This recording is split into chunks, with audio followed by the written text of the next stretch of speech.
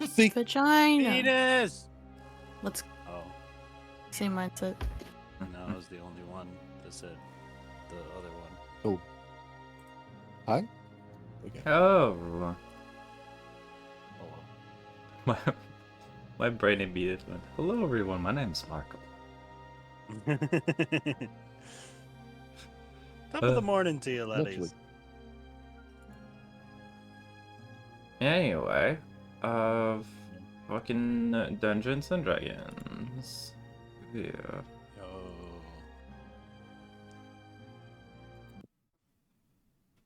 Which is less involved music. Welcome to Dragons and Dungeons. Yes. But yeah.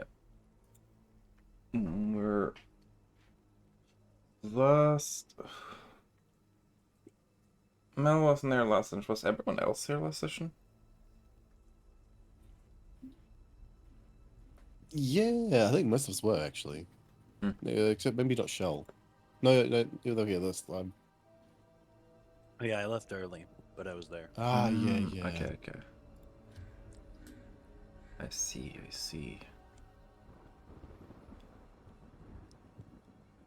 I love Daisy. Yeah. Oh, did Lion leave gone. immediately upon when I said I was clicking like live?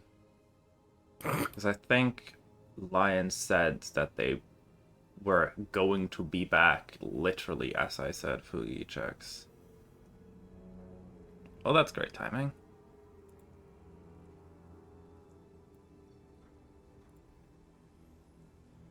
Anyway, I guess that for this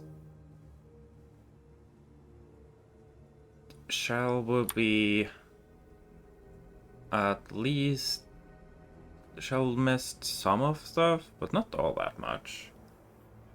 Yeah, not really. But if we want to roll for recaps and stuff, you can do that now, and I guess Lion will just be back at some point. It'd be really funny if I got recap. And I have to summarize something I wasn't there for. Might be Brad. If you weren't there, then you don't have to do it. Yeah. Too late.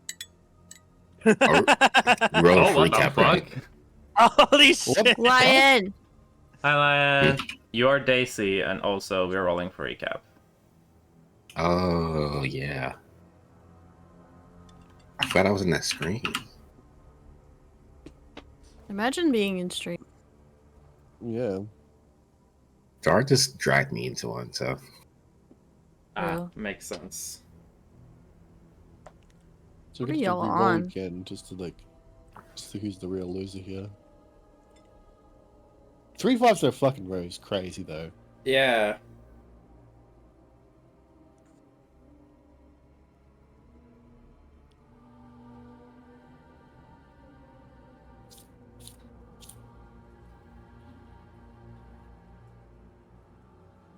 Alright. Join the Bub PT. My brain just connected. When was the last time anyone heard noises from Panda?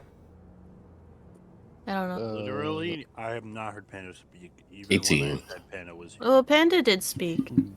They're speaking a little earlier. Yeah, they were being the League of Legends announcement. I don't remember. Welcome to Summoner's Rift.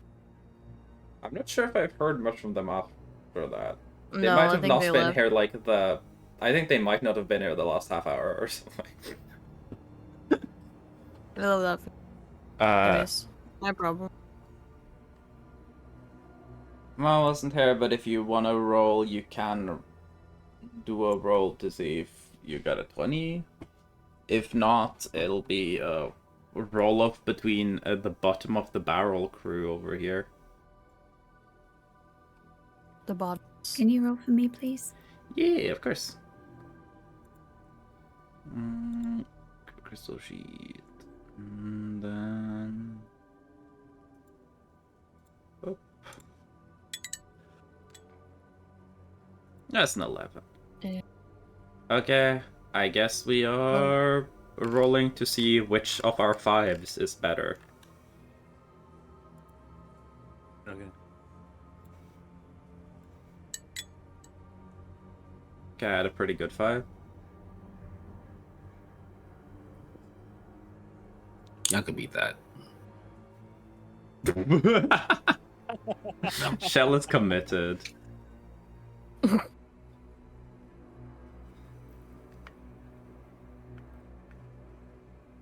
What about you, Brad?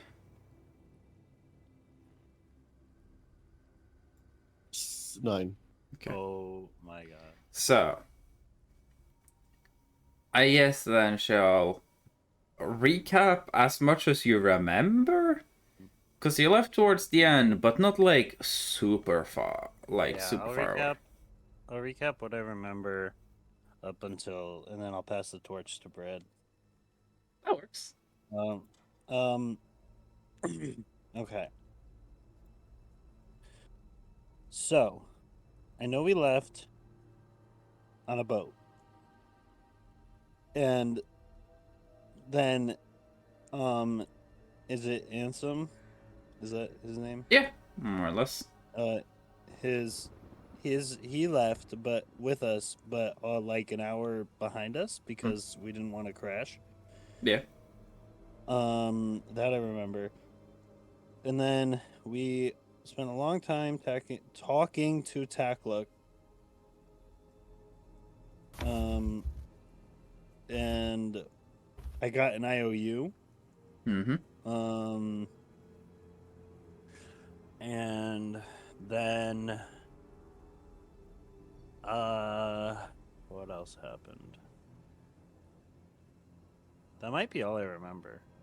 Not like crazy much happened on the boat. Oh yeah, Brad and I, or Flanken and I did a little play, a little musical. True. Ooh. Y'all did a musical show with illusionary monsters and shit.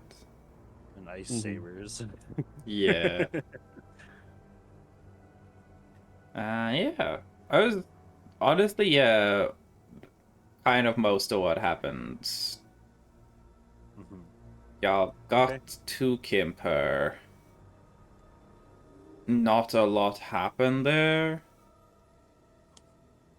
Essentially, it's just like, y'all got to Kimper, got to the manor, and then Ansem arrived with their stuff a little after. And Ansem was like, I want to go talk with Takluk because they are my friend. Also, Target has 16k gold now. Oh yeah. Wait, is it 16K or 1600? 16k. Wow. Yeah. Okay. I'll record that in a moment. Yes. I think that was more or less as you like missed the last like 40 minutes, but those last 40 minutes like not a lot happened. It was mainly just like getting to town and shit. Yeah. So getting to town and the evening and stuff.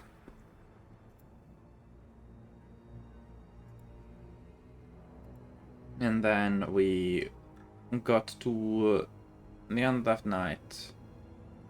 And oh, true, yeah. There was a. I did roll for Dreams for Everyone, and I did roll Crystal Dream. If Mal wants to do that now. Could we wait until after the break? Yeah, Please? sure. Thank you. That's valid. Other than that, no weird dream shenaniganery. We can also, like, move that dream till the next night, because that works fine. So, in the morning, you guys all wake up in Kimpar. I believe Target hasn't been in Kimpar because Target ended up kind of like up in the northern areas closer to customs when they went into the valley. But everyone else has been here. Takluk has had a night to sleep and recover. Anselm is here. You guys are in Kemper. And essentially, the plan was that today is a day to get some rest, prep for traveling towards Bouchon and eventually going to the Devil's Tomb. And yeah. I think also you guys did have an involved conversation last time about poisoning Ambrosia potentially. Oh, That was the thing y'all talked about. that is a thing I missed. Yeah, we decided to swing on her on site. So Gin at least wants to make a poison that can be eaten so that Levi can use their weird buff thing for betrayal related cooking. Oh. Yeah, Levi had a moment earlier on in the campaign where he took a bath, and during the bath, randomly connected with one of the Princes of the Nine Hells, Oh. and essentially got like a one-time use thing that they can use for any check that is betrayal-related cooking. That's very specific. Very specific, yes. Bless you, you're adorable. Wait, No, yes, dumb bitch. The fuck? nah, I'm a smart bitch. Well, you are, but you're also a fucking cutie patootie. Alright, I rolled a 20 to bless you. So blessed. Isn't that Genuinely, I fucked up? rolled a 20. But yeah. So, the things that y'all have coming up is traveling through to Bouchon and to Devil's Tomb. Today will be the prep day and also the day where you guys get to vibe around in Kimpur in whatever capacity you want to. Yellow, and then I'm gonna move this made bread back on top of bread's head. Kimper is where.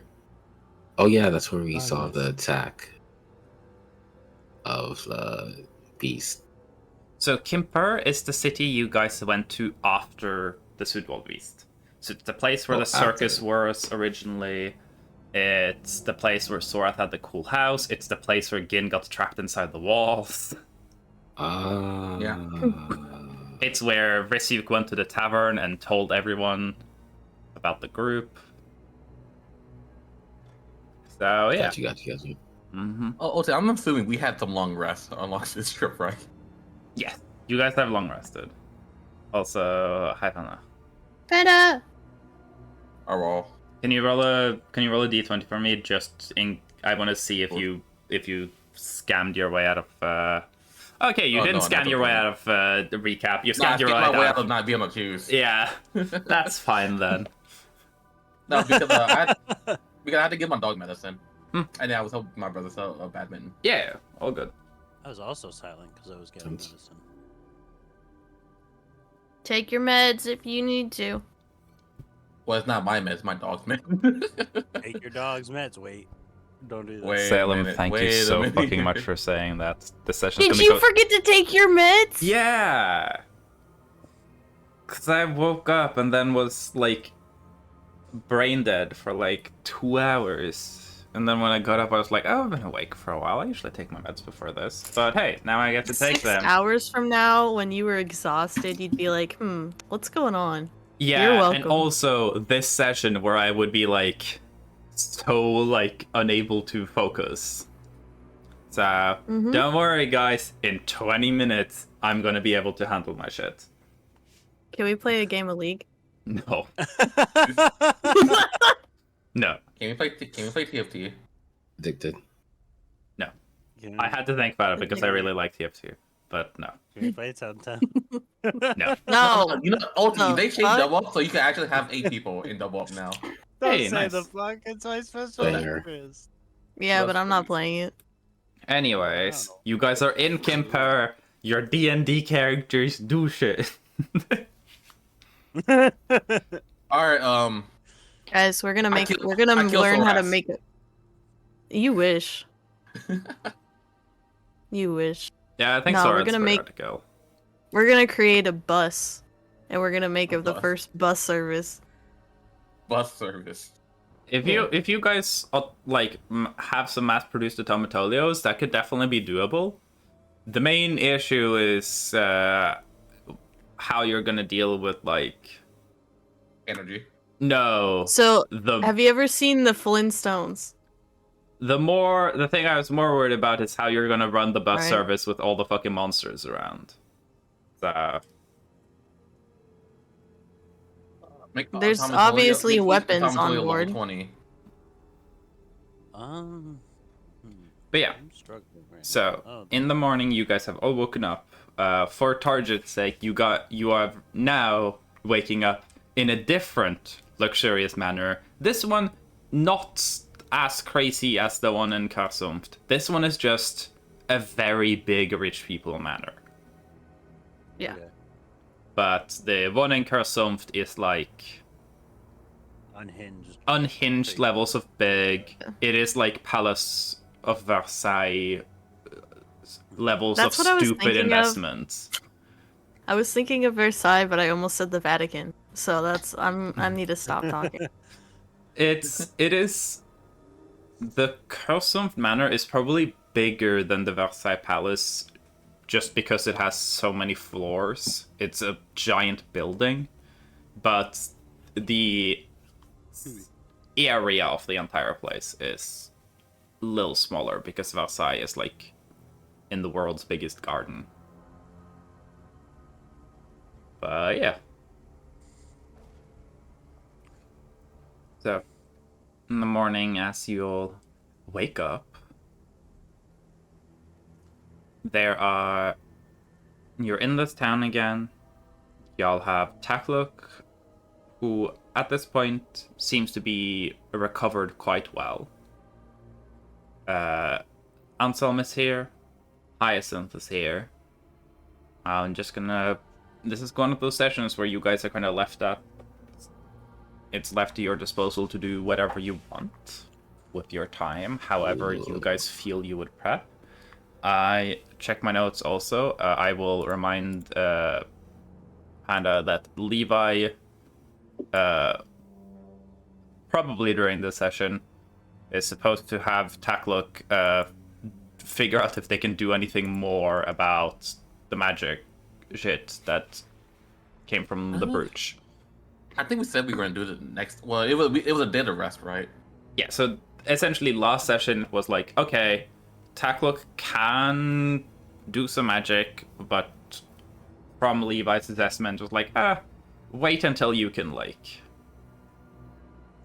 get around a little more. Like, today, Yeah, I mean, today Takluk could probably, like, get up a little. Probably shouldn't be, like, running, but it probably would be good to get them up, moving about a little.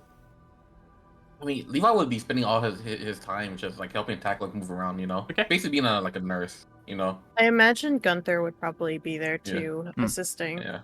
Give Yeah. me a medicine check with advantage then for your And nursing if anything, if anything, just like vibing with them. Yeah. Yeah. Can I give myself a D4? But Yeah, sure. I say Sorath is probably also nearby, but is probably like Mm-hmm. huh. will be actively Huh. keeping yourself busy, but like So, it is the worst fucking advantage roll I've ever seen in my life. No, the worst one I've done. I actually have done a double nat one before. yeah. But like that's just insulting. Like double nat 1 is like, all right, something funny could happen. Like, a This double is nat a 2. 1 is like, It's just insulting. it has like flair to it. But the nat 1 into Yeah. the nat This 2 is just, like, it's, you couldn't this, even like nat 1 properly. this will not be It's relevant to a lot of the Americans here, but it's the difference like in Eurovision. You score points based on how many vote for you.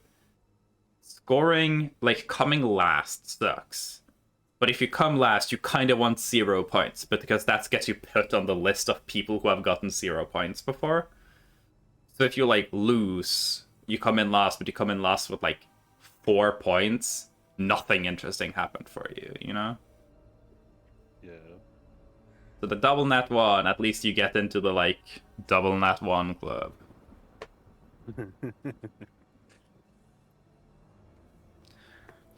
But yeah. Some serious Europe hating going on in my chat right now. Yeah, I got colonized by you fuckers. So, at least then Sorath gets to watch as she realizes that both Gunther and Levi probably are more used to like the helping treat people rather than the like follow-up nursing bit afterwards. They're the emergent. They're the EMTs. They're not the. They're not the long-term care. Can you do a favor and give me a medicine check with advantage as well for Me? Sorath? Because Oh. Anselm would also be there a lot, and I just want to see if. Okay, Well- so Well. Sorath and Anselm, two entirely untrained people who don't really know what they're doing, are officially going to do better at like nursing tackling. Wait, can Levi give me guidance? I'm sure. Sure. How did they far? Let's go. 14. 14. So you watch them kind of like try to help Takluk. And both Anselm and Sorath experience with being severely injured afterwards. It's like, oh no, don't do that. No, let me handle this. I'm imagining that they're like fussing over Takluk a lot, and I'm just like, you should just like let them chill. Yeah. Just let them chill, let them rest, play a little card game with them, Yeah. just vibe with them. They're like, okay, Takluk should try to like get up, walk a bit about, and then like trying to like just shuffle them onto their feet right now, like holding them up, and you're like, this is like, sure, they're on their feet, but it's not helping them. Just give them some time. Yeah, like they'll get there. Let them build up their energy. So yeah. I will say though, after a little bit of care and assistance, Takluk does eventually gather themselves well enough that they can walk about. They are not really struggling that much for energy, as they've gotten like food and stuff day before and eaten better. It's more of like has not moved in quite a while and definitely Yeah. needs some time so that their limbs can remember how to move about. like slow stretches and like making sure that they Yeah. do get up to take a little walk, but like Yeah. Oh, I can just let 'em 100% chill. imagine that, like, when Levi and Gunther are trying to help Takluk up, and Takluk, for the first time, like, is standing on their body weight in their own legs, like, their legs would immediately cramp because, you need to prep for that before you put someone on their legs. Oh, yeah, I was like, oh god, we forgot to massage him. And Takluk's Like, just sitting please there, stop like, touching them. Takluk's just sitting there, like, okay. Is this the recovery? Is the recovery y'all creating minor inconveniences for me and then fussing over me to fix the minor inconveniences and then making another minor inconvenience? And then Sorath and Anselm help guide the process in better, and I'll say by the time people have probably had, like, breakfast and it's, like, not midday, but closing in on midday, Takluk is able to move about. With the help of the crutches that Levi had made on the trip down, they are able to move about the mansion, though they definitely need to take, like, breaks after going, like, across a couple of rooms, down some halls, but everyone who's there, it feels like Takluk will probably make a pretty swift and, like, complete recovery relatively soon. You're not entirely sure how long it will take you guys to deal with stuff at the Devil's Tomb, but it'll definitely take longer than Takluk will need to be back in proper shape. So by the time you're done with that and come back, you'd imagine that they would be hopefully not recognizably different from how they used to be.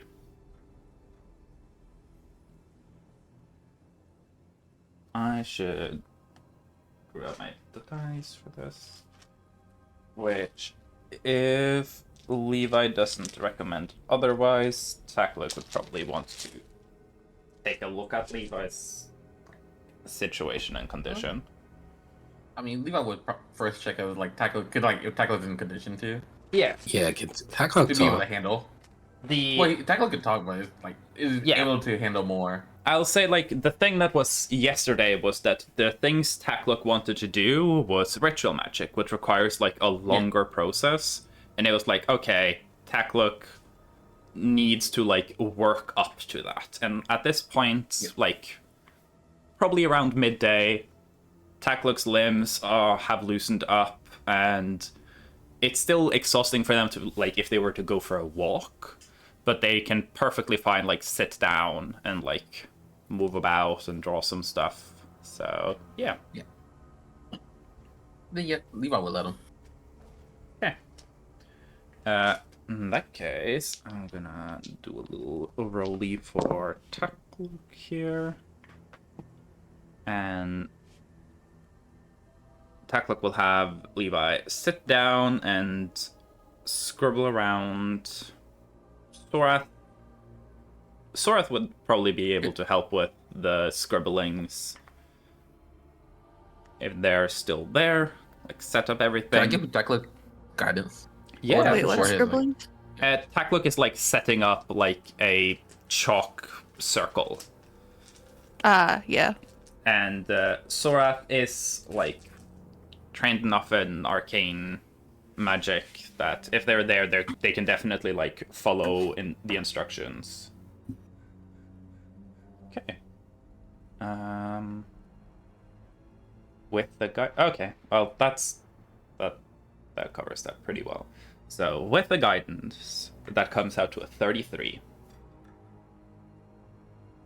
So Takluk sets this all up, and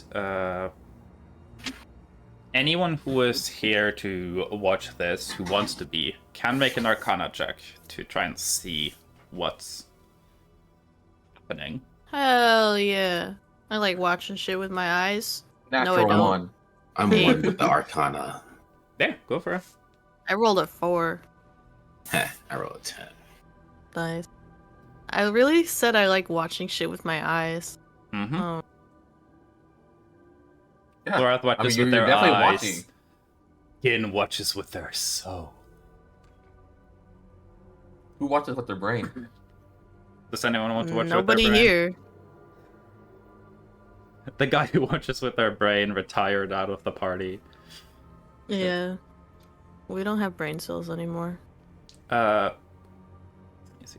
So, both Thorath and Gin can figure out more or less what the thing is set up to do. Also, hi, Tay. I'm happy to have you here to witness our piss. Oh yeah, Tay did say hello, piss. Mm-hmm. So yeah. I'm gonna do this. We don't have to pin a we don't have to pin a Transphobia warning. transphobia warning this stream, so we might as well pin this. Hello, piss. The ritual is set up to essentially, the reason this is easily detectable in like basics is what Takluk has done is essentially make a magic circle version of those like marble Rube Goldberg machines, where a piece of ether can essentially be placed within the circle and it'll follow a predictable path. Gin, who got to a 10, manages to get that the reason it's set up like a magical marble Goldberg machine is that the ether piece is taken through several different smaller sections that are a little more complicated. Gin can't figure out exactly what they do, but it seems like there's just a multi-step process. And once Levi's sat in the middle and all of the preparations are set up, Takluk begins the process by adding a small amount of a powder that once like rubbed between their scaled fingers sparks very subtly, and the sparks kind of spread out across the pattern on the floor. And Levi, you feel it's the sensation, the best way I can describe it is as if someone put like a cold spot inside your body and then moved it through your chest, and you can feel like, oh, my lung is cold. Oh, my pecs are cold. My rib cage is cold. My skin is cold, and then it vanishes. And it's a strange feeling. And I would imagine that like your body might like feel the desired cough once it happens because something weird is happening in your lung. And then the piece of ether is essentially moved out of Levi, contained in a space, and starts moving around this circle. And eventually makes it towards the end of the setup. At which point it sits in a little divot that has been created in a little pile of chalk dust. And it's like there is a tiny, like, glass bubble that has some sort of glow inside it. And Takluk will scoot a little to the side, look around the room. Since Gin did examine, I assume Gin is here now. And we'll go, Gin, would you mind helping me out? And gestures towards the little ball. And we'll just go, destroy, Snake Boy. So there's a ball in front of me, right? It's like a tiny little glass marble that has a little glow inside it. Takluk just needs someone to smash it. Watch out! Imagine Tackle just I like swing at it. clapping, like, come on, Snake Boy. Yeah. Like clicking their tongue, just like, come on. Come on. Psst, psst, psst. Come on. What do you want to destroy it with? My fist. Your fist? Okay, cool. This thing has an armor class of... It has an armor class of 8. So roll an unarmed attack. Please, Why did it God. have 200 health? Please, God. Oh, I hit it. Oh, you have a plus modifier. You know, +8, even a natural 1 with it. I was hoping you would nat 1 because I can reveal That is now. kinda funny. It is so you punch down. What is your unarmed strike damage? Is that 6? Oh, it's 5. 5. Okay, so you punch down. With a 22, it does crack the floorboards underneath, and the sphere Or definitely doesn't really care. shatters, and there's like a little as the ether just expands into nothingness. If you had not won it, it would have broken the thing, and Gin's fist would have been marked by the thing. The entire process would have to be repeated to remove it from Gin. Oh. That would have been funny. Yeah. But the little sphere has been destroyed, and Akhluk will explain that. Okay, so like you don't have to worry about that anymore. I took the liberty of extracting it, containing it. I did a little bit of analysis, and as long as not too, like, you know, crazy magic gets involved, this thing should keep telling people that you're here for a little while longer. Thanks, Tech. Look. We got our smoke screen. Before Levi will cast see invisibility to see if anyone's crying right now. Yeah. Roll a D100 for me. And then a perception check. I would give myself guidance for the perception just because Yeah. this is nat 20. Wait, well, actually no, wait, it was 100. Yeah, it's a It was 27. a 100 nat 20. And that's 20 on a D100 is pretty shit. Yeah, I know. That's a 4 on a D20. Give me a perception But then- check.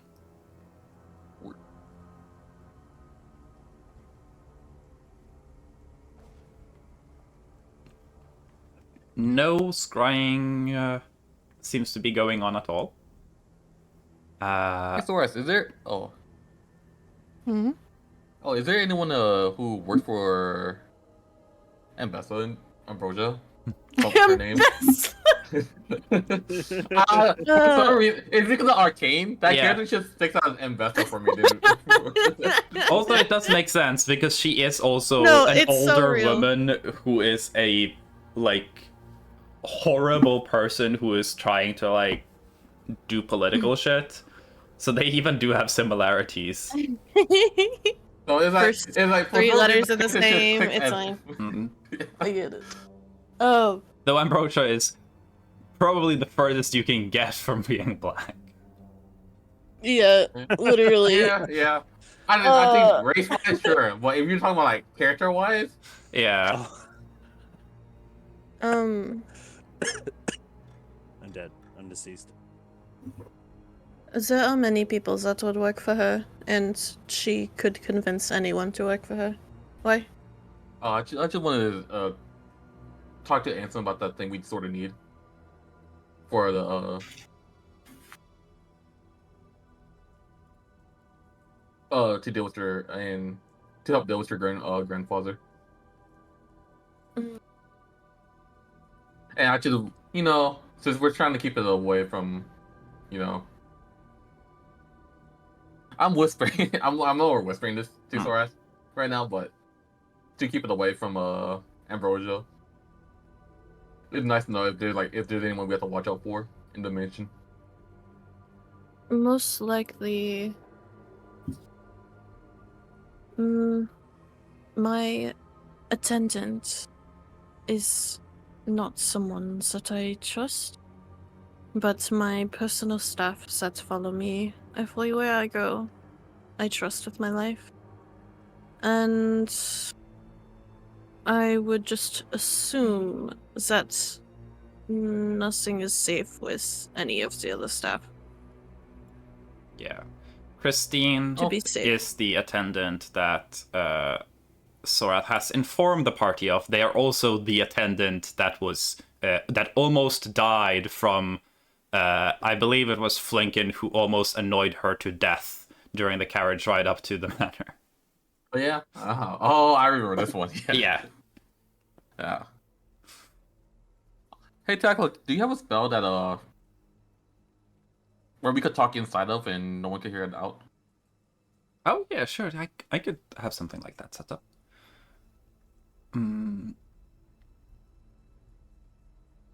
Actually,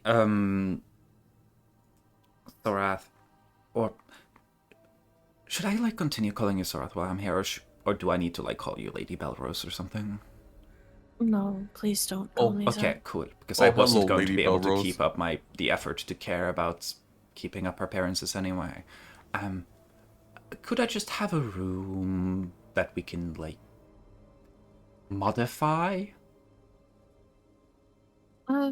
Yes. Sarath will just like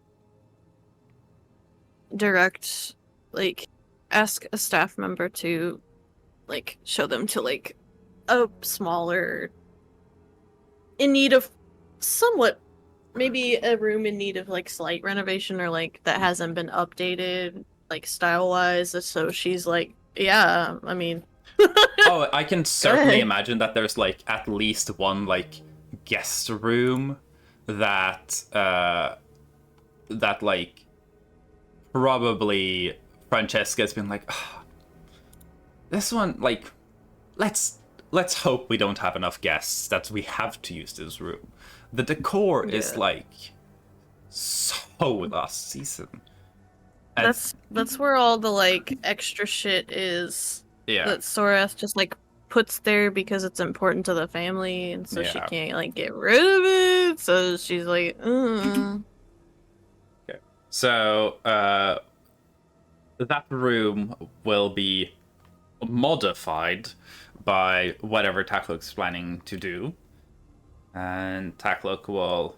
But it makes sense that Takluk would request Anselm to assist him with that, because Anselm would have seen this before. Well, so true. Yeah, I haven't really seen them interact before. So the brief interaction would more or less just go, like, as Anselm was listening, anyone who... I think everyone here would have a passive insight good enough to pick up on that, like, that Anselm immediately knows what Takluk seems to be proposing, and kind of gets up.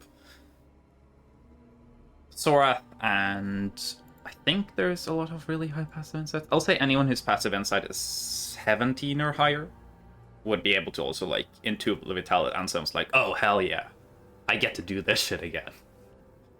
So Anselm's a little bit excited, and Takluk will just go like, Sammy, could you be of assistance? I might need someone a little more active for this. And Takluk will kind of hobble down their crutches towards that room. Anselm will join and probably have a couple of staff follow along. And probably ask Sorath, like, hey, we'll need a little bit of staff here. Can you point out some staff that wouldn't be upset at the fact that we're going to absolutely ruin this room? You know. And Sorath is easily able to figure out that. I feel like Sorath wouldn't have that many people in attendance who would be like, "Oh no, that is a Belrose, like that is a Belrose designed lamp. You can't destroy that." But there probably would be a couple people in the staff who would be like that. Well, and I feel like Sorath would just like stare at them if anyone did try to be like that, and just be like, just wait until they just like can't handle like her just staring at them and just like walk away. Someone who goes like, "No, that painting, it's an antique, it's irreplaceable," and Sora's like, "I was forced to sit for so many of these paintings. I don't give a shit that this one got scuffed up a little. It's fine. Don't worry about it."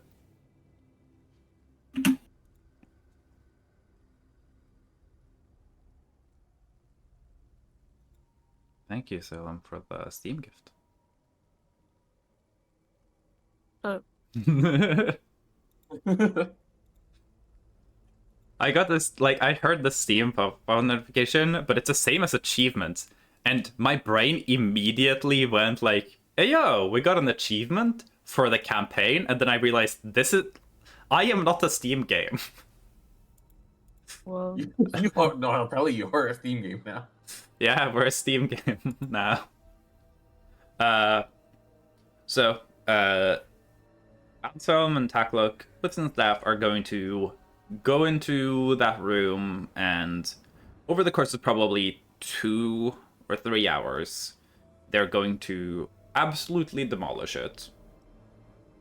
And by the time they're done, there are going to be deep grooves carved into sections of the room. Planks have been like pulled out to shove shit under the floorboards.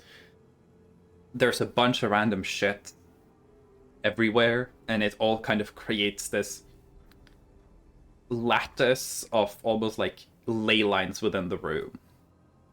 And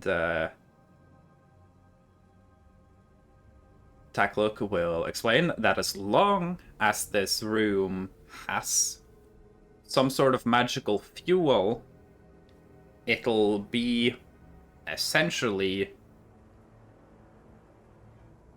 protected from divining magic. It could be set up to be running constantly, but it's very energy inefficient. So the way Takluk has set it up is that you can power it with either with like a magical fuel source, at which point it will burn through it relatively quickly. But you can also essentially, from now on, in this manner, there is a room where you can dump a spell slot into it, and you get that many minutes of no one can scry in on this conversation. Oh, okay. Yeah. Oh, I actually wonder what the soundproof room. So like someone should listen in. It is also soundproof. Just kind of out of how the manor is set up. Yeah. The Belroses do care about privacy. So soundproofing is definitely a default. And I imagine that part of the renovations is they've probably shoved a bunch of like wool blankets and carpets and stuck it into all of the places that the Belrose is also set up so they can listen in. So, Yeah. But the Belroses, Anselm included, know where that is. So that is also taken care of, because it would be kind of a shitty scry-proof room if you could scry on the room next to it and hear through the wall. Yeah. I have created a 10-foot by 10-foot radius sphere that no one can use magic to peek in on. But then if someone peeks directly outside the sphere, they can still just look into it. Yeah, it's made of glass. Yeah. That's But yeah. So you guys have that. And it's now a place you guys can go to have entirely secret conversations. I will though say that feel free to do Arcana checks to see if anyone doesn't get it, because it would be funny if someone doesn't get it. I'll put the Arcana check DC at like a 3, or you can nat 1 Whoa. it. Natural 1. Okay, cool. So The fact that the nat one is a 3. I got it. I'm gonna assume that unless anyone else wants to roll for a nat 1, Levi will be the only one who doesn't make the connection that, like, this is protected from, like, divining magic, but if someone's, like, fucked up powerful enough that they're, like, out here casting wishes, this room's not going to be enough to hide anything from them. But then again, if someone's out here casting a bunch of wishes to spy on you, you kind of just can't do anything about it. Yeah. Especially because Wish isn't really a spell in this game, because I think Wish is a dumb spell, because it's just the best one. So why would you ever pick any 9th level spell that isn't Wish? Yeah. But there are ways to use powers like wishes and stuff. And you can't hide from that for the most part.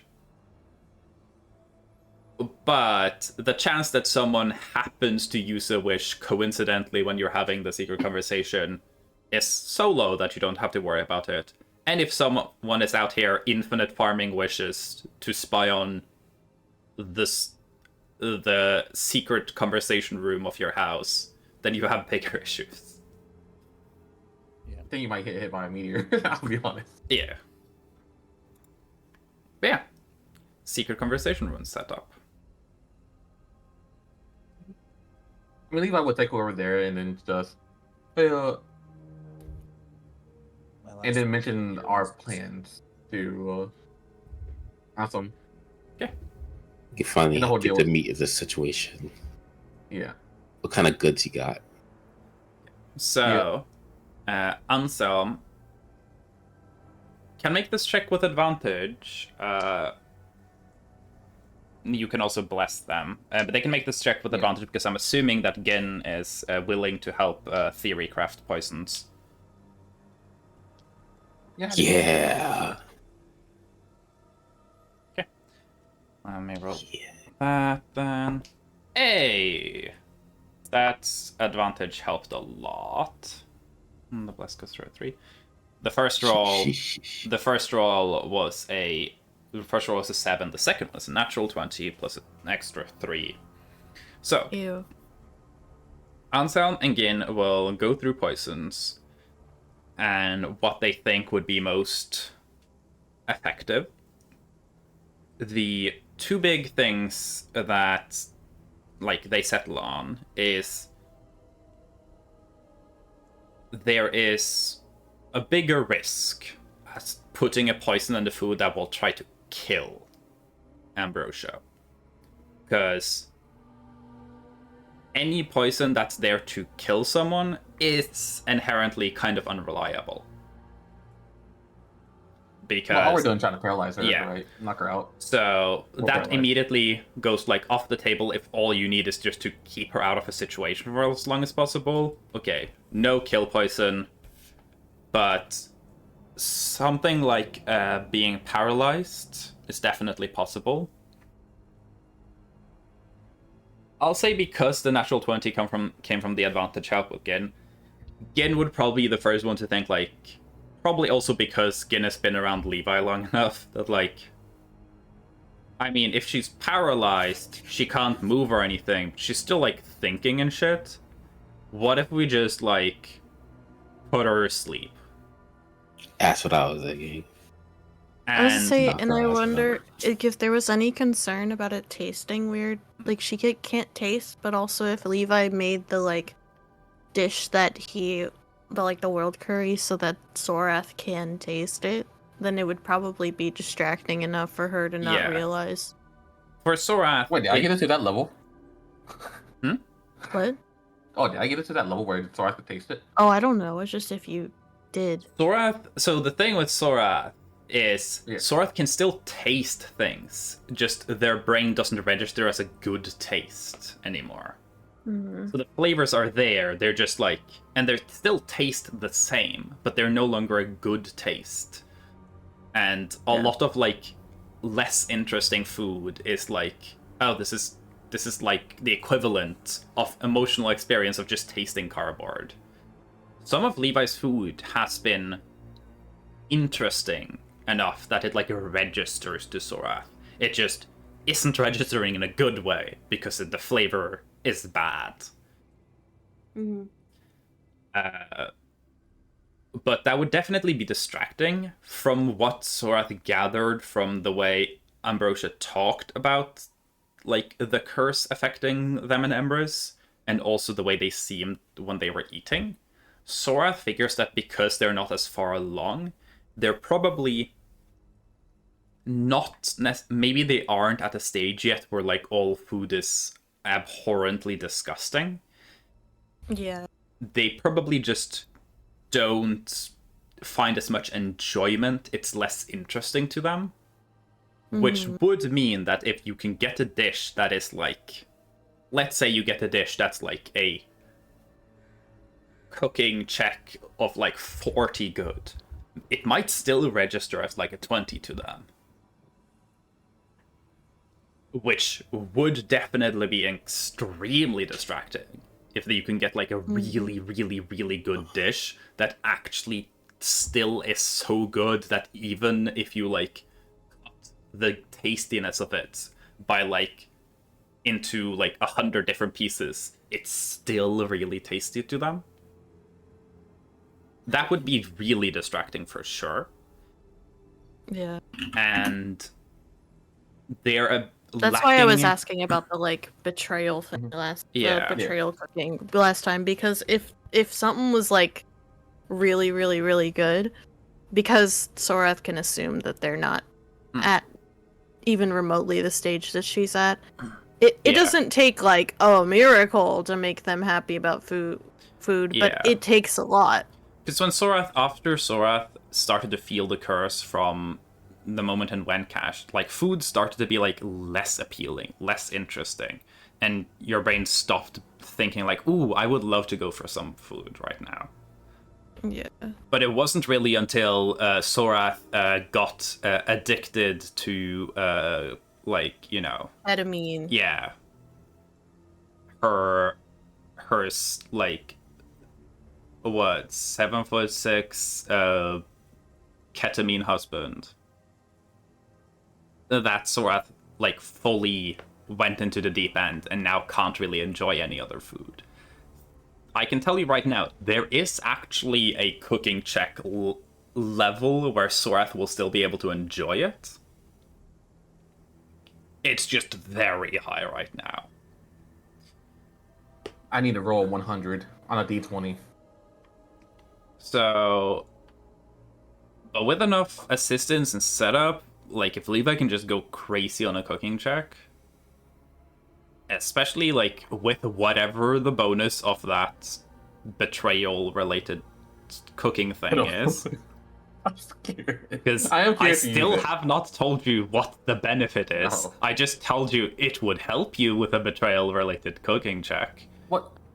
Yeah, well, I know I get advantage. That's all. That's what I can tell you right now, it does Well, not give I you haven't noted. like the token itself is not advantage. It's something else entirely. It does something else, and you cannot know what it is until you use it. All I'm gonna tell you is that it was given to you by the Devil Prince of Betrayal because they saw potential in your cooking being used for crimes and horror. I'm apparently just a crime and horror. Yeah. Sorath would also gather that it would be significantly harder for Sorath to detect the off taste of like certain poisons. because it's more difficult to figure out, like, oh, that flavor is bad. Because it's not like if I put something bad into your food right now, you would notice it because, oh, that's a bad flavor, not because, like, oh, this is the flavor of ammonia. I'm deeply familiar with this one. You would just go, ooh, bad taste. What the fuck is that? But all food right now is kind of bad taste. What the fuck is that? So unless Emrys and Ambrosia have spent a lot of time taste testing different poisons to recognize the flavors of them on the off chance that they would stop being able to enjoy food, it would significantly help masking the poison. With that information also, I will say that Gin and Anselm come up with an option for a poison that will allow you guys to put Ambrosia to sleep. The poison itself will not require a saving throw, as long as you can get a sufficient amount into her, and it has a decent bit of working time. So, strong. Essentially, this is the poison that's like, hey, this poison tastes like gas, vomit, and a horrible, awkward memory from middle school that your brain keeps reminding you of. But if you can get someone to drink, 5 cups of it without noticing, they're gone. The more... 5 cups. 5 Yeah. cups is a lot. 5 cups is a lot. Yeah. Essentially, this thing, the more you get it into them, the longer they're going to be out for. So, if you can get it into a food, and then get someone to eat a lot of food with it... Does she even eat that much? I don't think we get 5 cups of this. Nasty ass. Yeah, but if she ate, I don't know. So, Is there a way to so Because that's a lot. I will say... Okay, once she's asleep, can we just force feed her more? I don't think that's possible. You could try to get more of it into her digestive system afterwards, but you do have the issue that when someone's out like that, getting more stuff into their system does run the risk of making them choke for a bit. They will be asleep, right? And having someone asleep, it's easy to wake them up. The sleep status condition is a little fragile. I think I would know that. So, since sleep is actually one of his main magics. Sorath and Ansem would know that Ambrosia, at least when they had the ability to taste food, was someone who ate a lot. Because she is a hedonist in every way. She likes flavor. She likes eating things that are good. Let's go, gamers. So if you can get something She's that's a good slut enough, for food. if you can get something that's good enough that she feels that ooh, I like this. Even if she doesn't, she is someone who, and Ambrosia at her core, she is self-destructively obsessed with herself. If she likes the food, she will eat more than she has the space for, just because she's no, this flavor is mine, and I want as much of it as possible. None of you fuckers can have any of it. I'm ready to roll double natural ones for this check in a The months. other thing that Sorath could pick up, give me a history check and an insight check. I'll let you do one of them at advantage. Combine the results. Okay? Okay, I'm gonna do the insight with advantage. Okay. Let's be real. There's a better chance of that being good. Never mind. Okay. 25. 25. Not bad.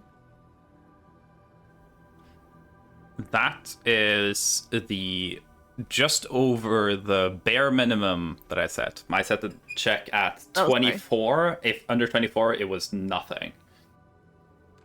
Soreth Okay. knows that Ambrosia likes using food as a power tactic. Because one of her favorite strategies is, and you guys have seen that before, she did it when she talked with Levi, when she talked with Sorath. She definitely did it a lot when she had the long conversation with Risiuk. She likes using quiet and forcing someone to just sit there. And one of her favorite methods of doing that in a way that no one can say anything against that is she will sit there and eat for long periods of time and just essentially be like, oh, don't talk to me while I'm eating. So if you can make a food that is delicious enough that it both cuts through the fact that she essentially has had most of her taste buds eradicated, and perhaps put her in a situation where she wants to, use power to make everyone uncomfortable by, making everyone have to wait for her when they're essentially give her a situation where she feels like everyone is just waiting for her to say the important thing.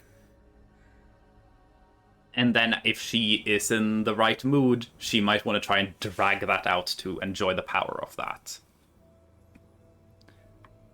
So those two will be the things needed, and hopefully that would make her eat a lot.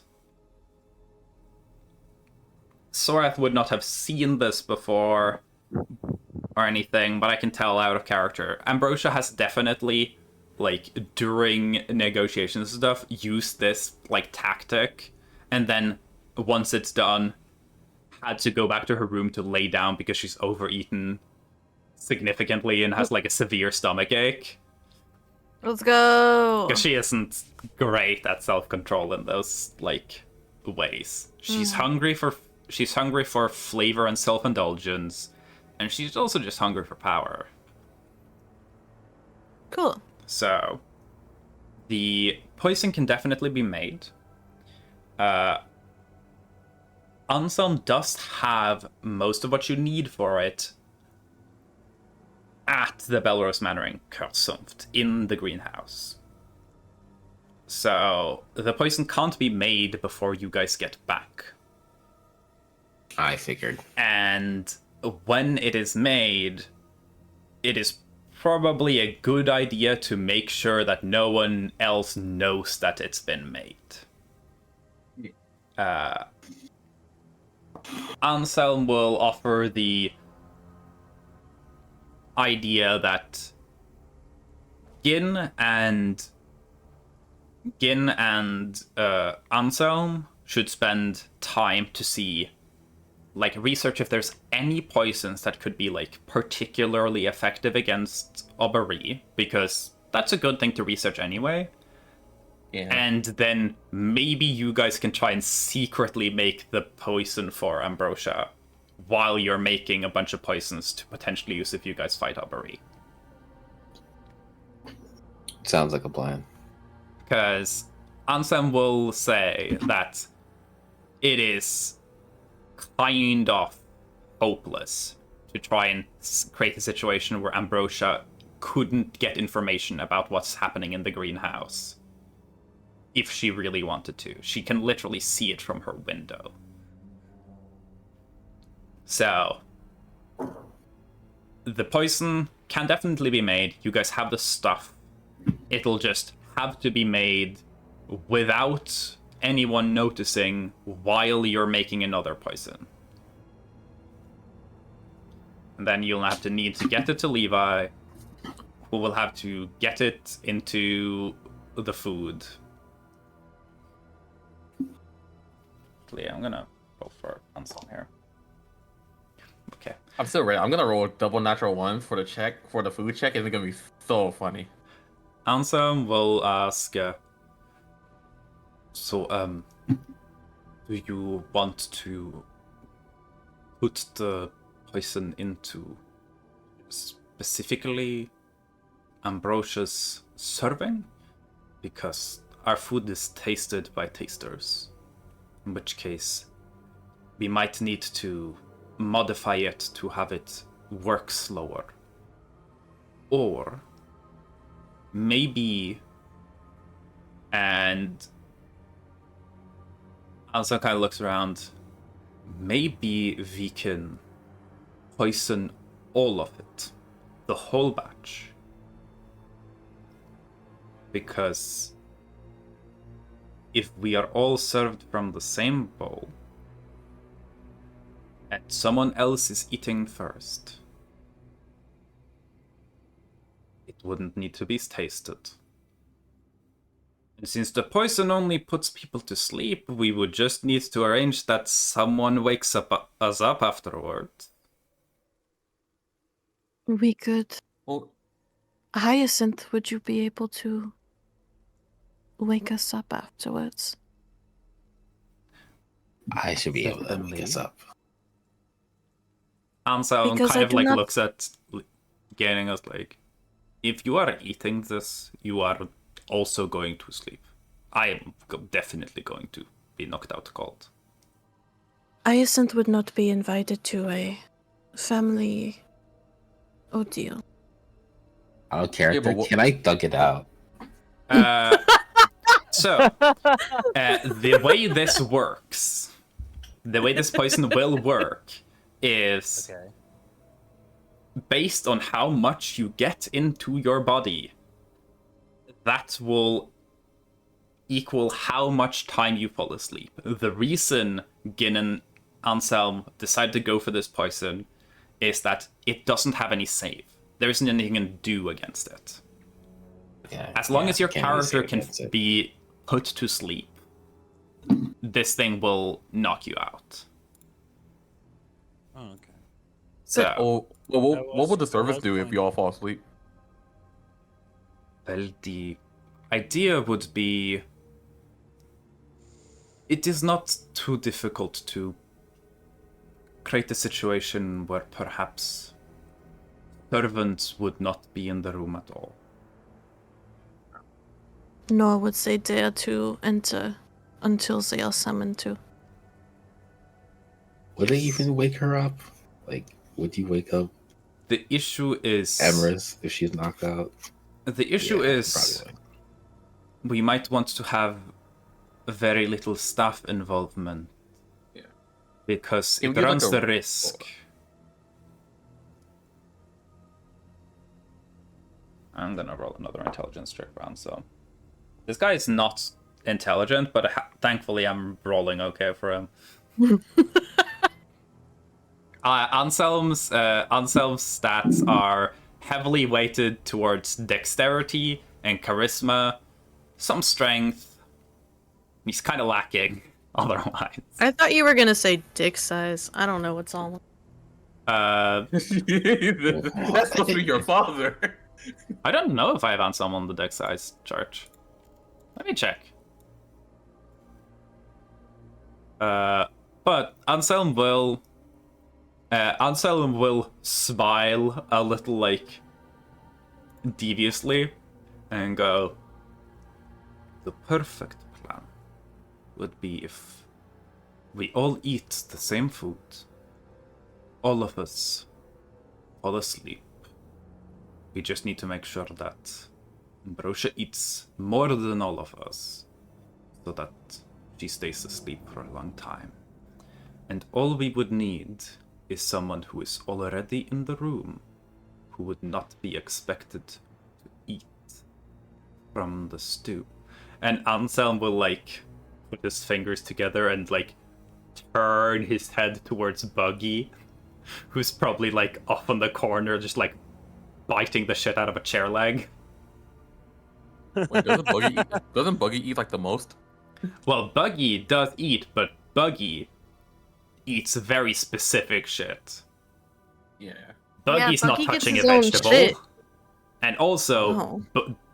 Yeah. No, Ambrosia and Emrys would not allow a pet to be eating at the table. Yeah. Buggy eats meat. And your word curry definitely has a bunch of veggies in it. Yeah. So Buggy probably wouldn't want it anyways. Because Yeah. he's a picky 4-year-old. It doesn't matter how good the food is. It has veggies in it. And I can't see what all the chunks are. Gross. So it sounds like we have a plan. Yes. Yeah. There are definitely alternative plans you can take. Anselm is proposing that the plan is we poison everyone, including ourselves, and hopefully this 4-year-old can save us. So I am gonna ping something in the chat. I don't think it works the way I wanted to, but I'm just gonna ping it in the chat, and you're gonna tell me if I'm wrong or right.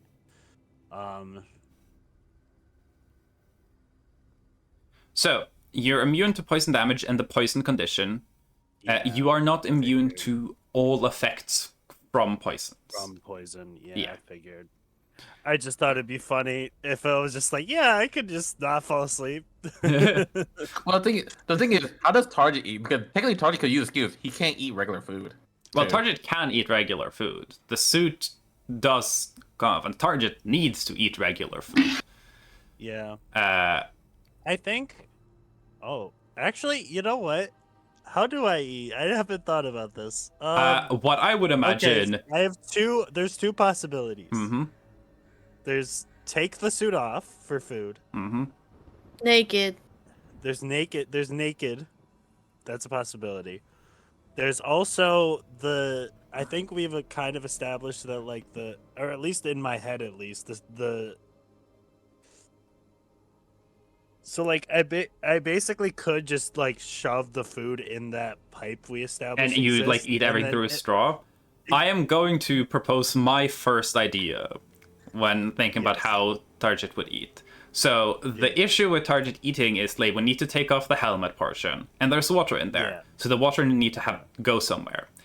I think the dumbest, funniest way to do it is that the suit has a dining mode where it takes the extra water and inflates it into a pillow for comfortable seating so you can move the helmet off.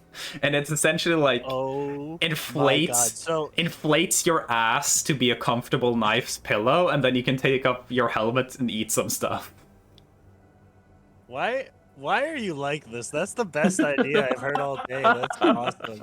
Essentially, That's awesome. your suit, that's you can put great. your suit in park. No, actually, I love that because my idea was the helmet is kind of like a semi-permeable.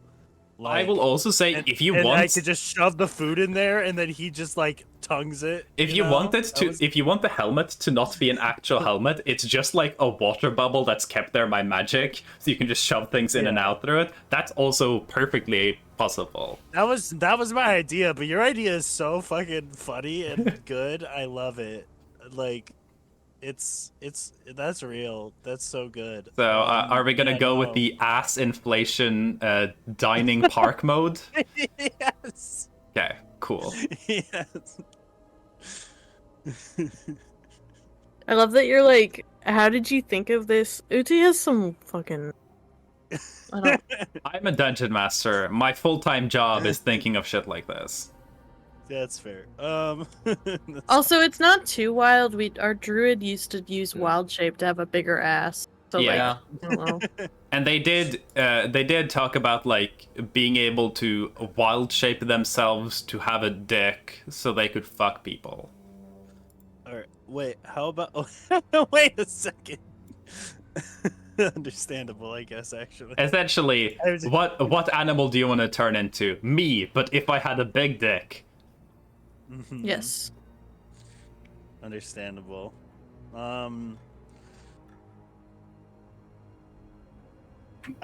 So it wait. So it could be that it has a magical park mode. I also could just use shape water and make a frozen bubble under my butt. Yeah, but then you don't have a big ass. Okay, fine.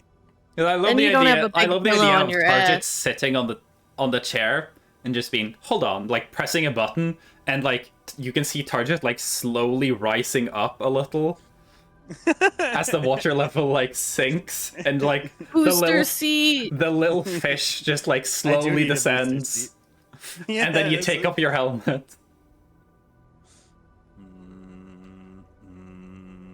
Now, here's Alright, the I'm ready to based eat. option. Is Mhm. what if we go for fucking all of these and Targus just uses them all randomly, and there's no rhyme or reason to why you would go for any specific one. Yeah, it's just like it's just mixing it up on people. It's like Keeping them on it's their like a toes. random animation. You don't know which ones you're getting until you've actually interacted with the eat Yeah. prompt. Yeah. And then every time I just come up with a new one. Just like what do you do? How do you eat this time? It's like, well, see, I actually I learned teleportation magic, and I just kind of like teleport it through the Piss I blink speedrunners it through. being like, ah shit, I got the bad eating animation when they're going through the story mandatory eat the I got the poison one where food he thing. sits. I got the one where he sits down and they their butt gets bigger. And Yeah. you gotta wait for the butt to get bigger. God, chat. That one That's takes a forever. 2.5 second time loss. God, dead run. We restart. Yeah. Cool. So that is at least one option for how that can go. It can also go in other ways. It is entirely possible that you guys think of a better way to do things by then. I mean, But honestly, I mean, this is definitely an option. it's definitely an option.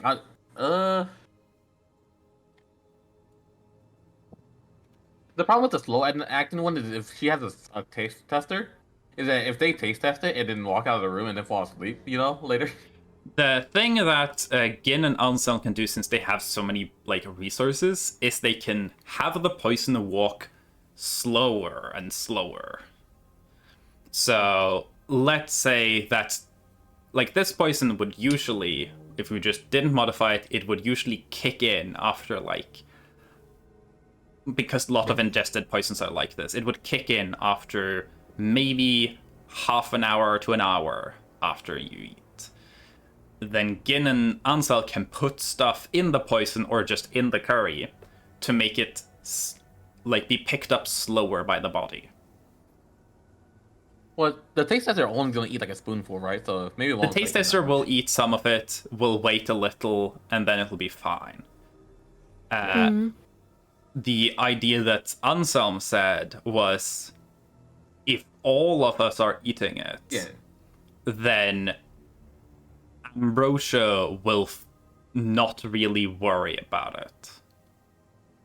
Because, especially if it's Levi that's making the food and overseeing all of the food, then the person that would potentially poison them would be Levi and the group. So if the group is like, okay, we'll eat first, then she's fine.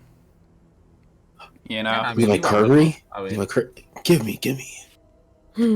So, and then you just need to make her feel like she should eat a lot of it by exploiting her personal traits. You I was gassed gonna up the say curry.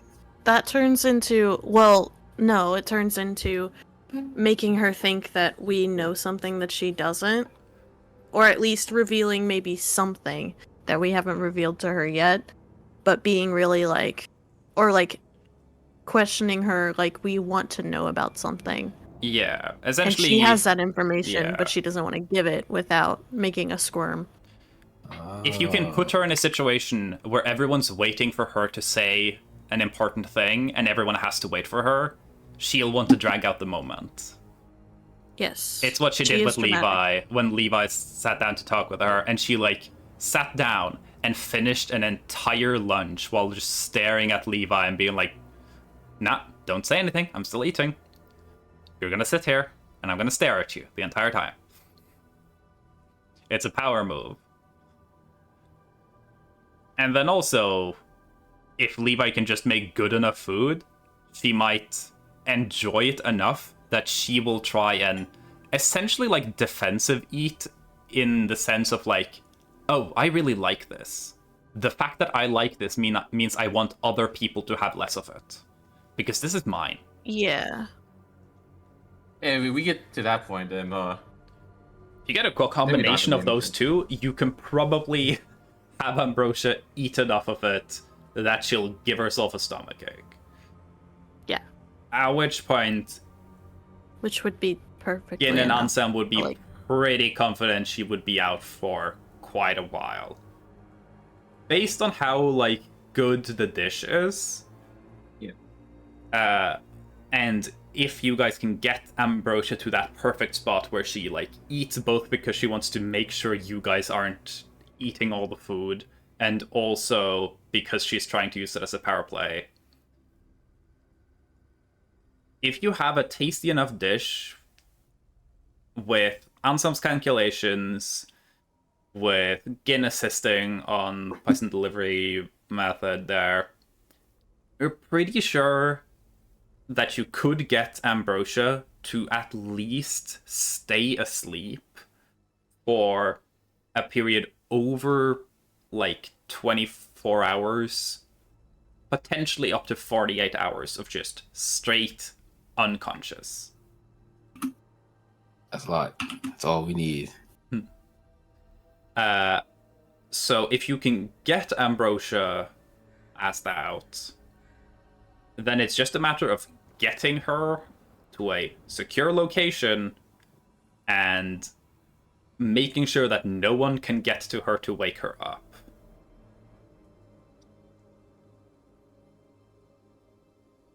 I'm gonna... Alright, so... Okay.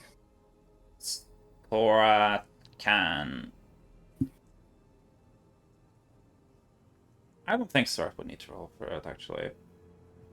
Ansem for What if I want to roll for it? Feel free to roll for it. I will put it at an incredibly low, just general, like, just do like a history check. I'll put the DC incredibly low, and if you roll high, I'll get you more 10. details than when you're supposed to have. Okay. I'll say the obvious thing there is, if you need someone to make sure that no one can get to Ambrosia to wake her up at all, the obvious pick is Emrys. If Emrys is on that side of like, okay, we need to keep Ambrosia asleep, no one gets to her. Emrys could make sure that, like, not a living soul could get even to this, to, like, the same part of the building.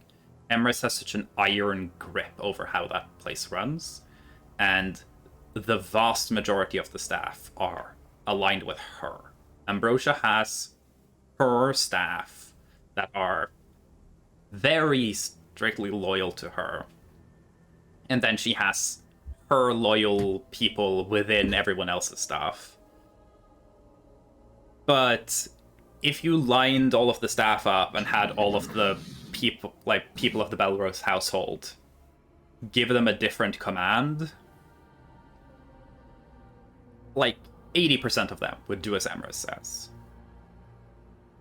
So if Emrys is on board with this, And you clearly she would be, yeah. honestly. If Emrys is on board with this, if Emrys is included in the plan, Emrys could 100% take care of that Ambrosia has no chance of waking up. So the main, like, unknown factor in this plan is how good can Levi make this dish? Because the tastier it is, the more poison can be risked putting into it. And I still don't know what this betrayal thing does. Yeah. This token does. That's the fun part. This I is know actually- I have a pretty good idea of how this is going to go, and you guys don't. Like for all for intents and purposes, they could just make the meal go turn on fire or something, and make the whole poison just Yeah. make her combust. So yeah. Like there's a world I should probably not use this thing and to take out the. It'd be way more fun if I do. That's actually an interesting thing that I just realized.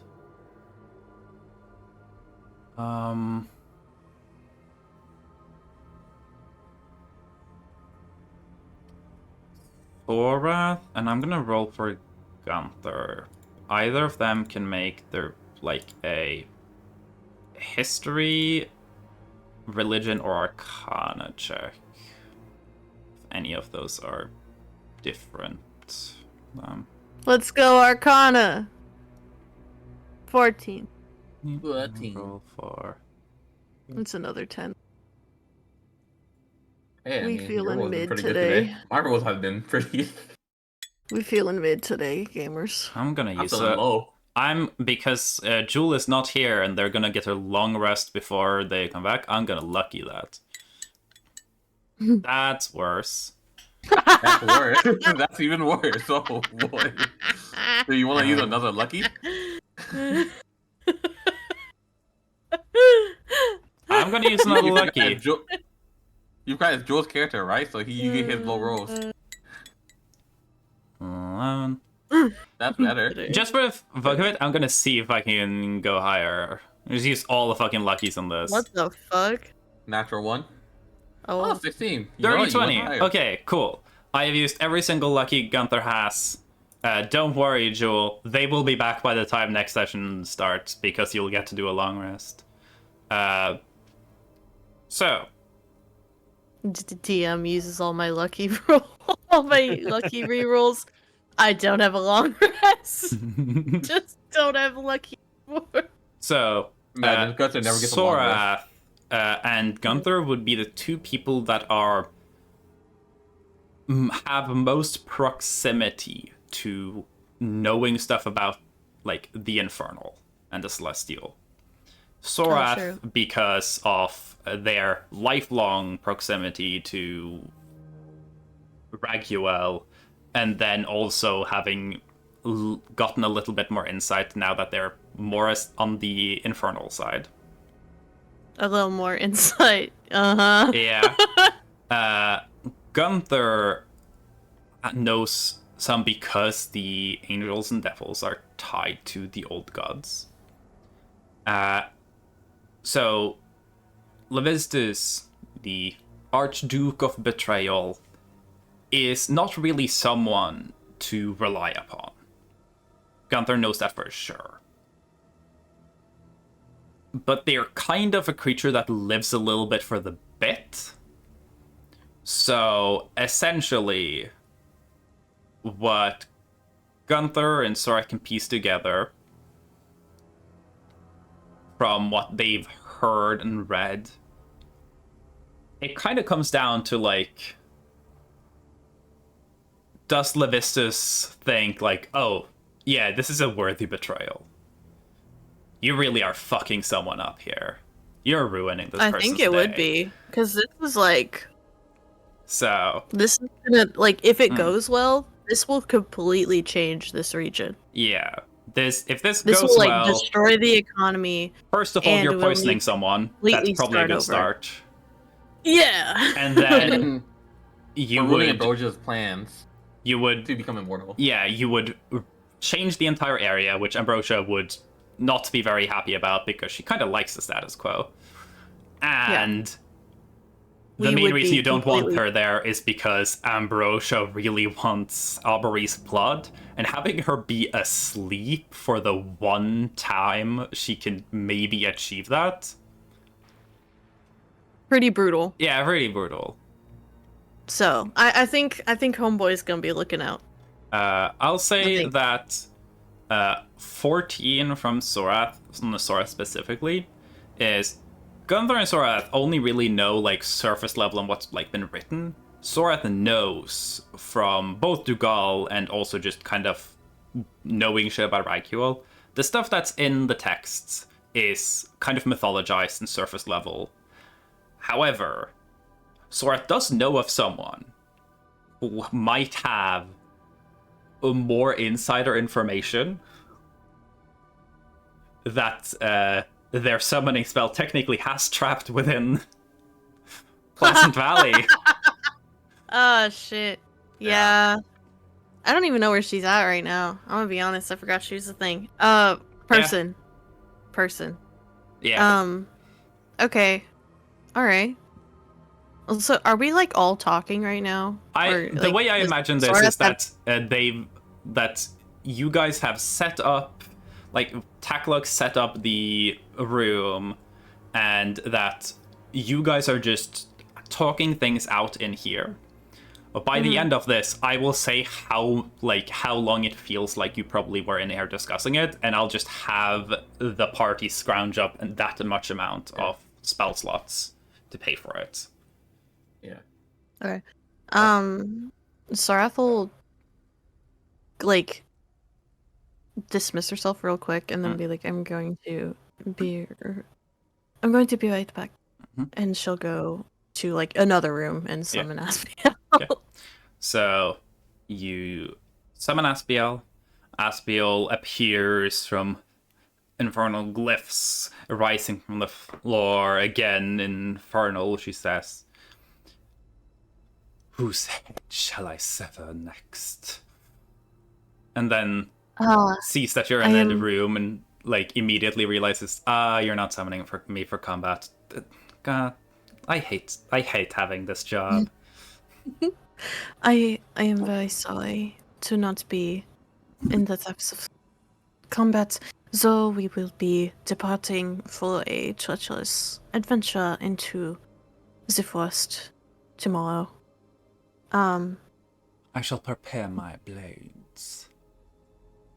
Good. Follow me. And she'll go to the other room.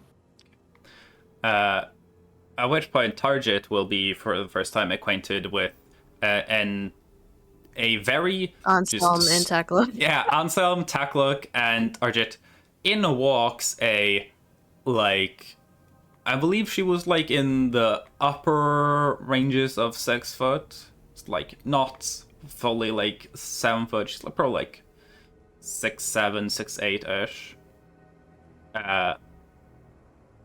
Devil in the form of a fallen angel, kitted out in full like war gear armor, sword by her side, walks in and has this expression of someone who's just been told by their boss that they need someone to stay for a little bit of overtime because they really need to get a project done today, and no, you don't have a choice. Oh, voluntold. Fucking rude. Yeah.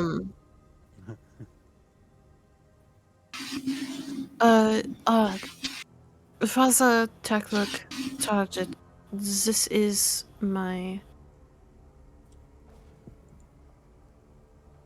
What's the right term? Demon or devil? Devil.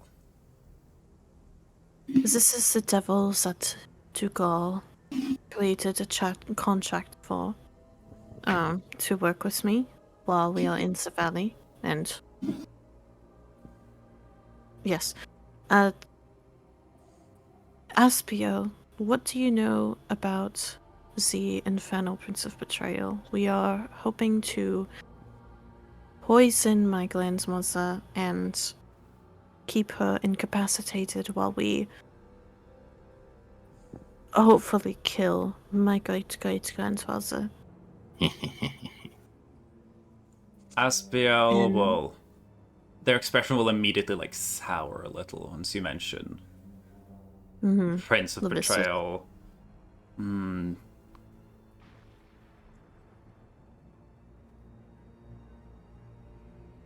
As far as I am concerned. And this, Sorath would be translating this for people, because I believe Sorath is the only one who knows Infernal. As far as I am concerned, the Prince of Betrayal is the most spineless, foul, trustless being that has ever walked any realm. I would not trust Yes. them in any capacity ever. Though Levi was gifted a token for their use when crafting a meal of betrayal. And you are concerned about the reliability of this gift. We are trying to determine if it is something we can rely on, yes, for our task at hand. Let me roll for Aspiel here. Okay. Aspiel will think it over a bit. The intended target of this betrayal is your grandmother. Of the Belrose line, I assume? Yes. More than any other prince, the Prince of Betrayal loathed my former master.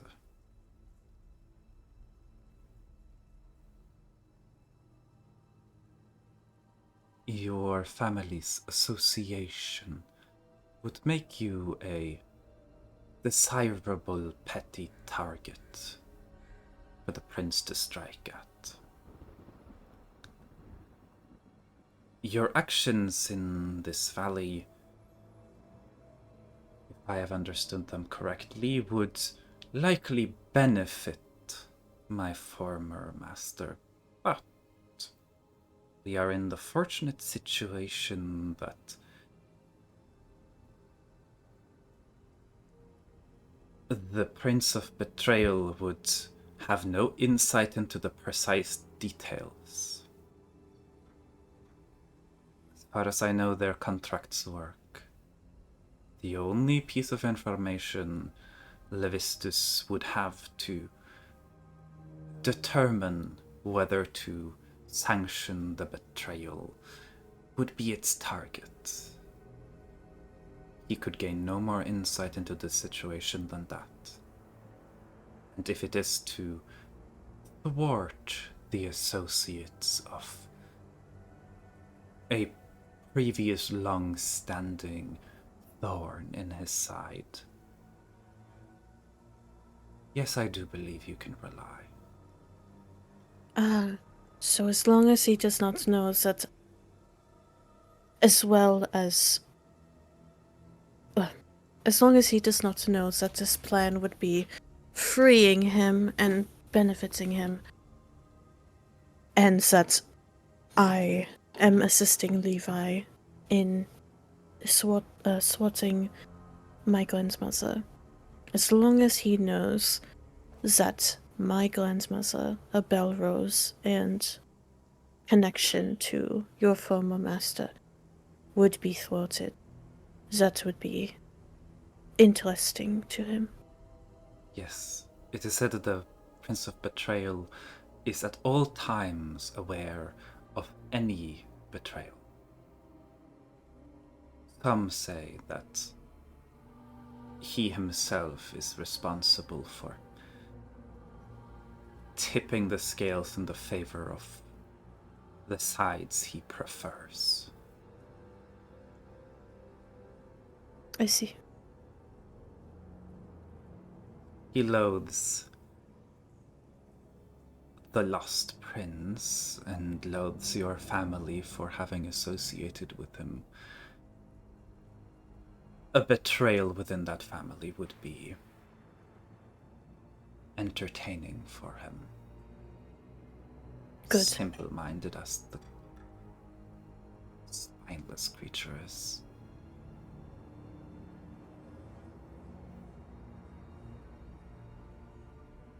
Good.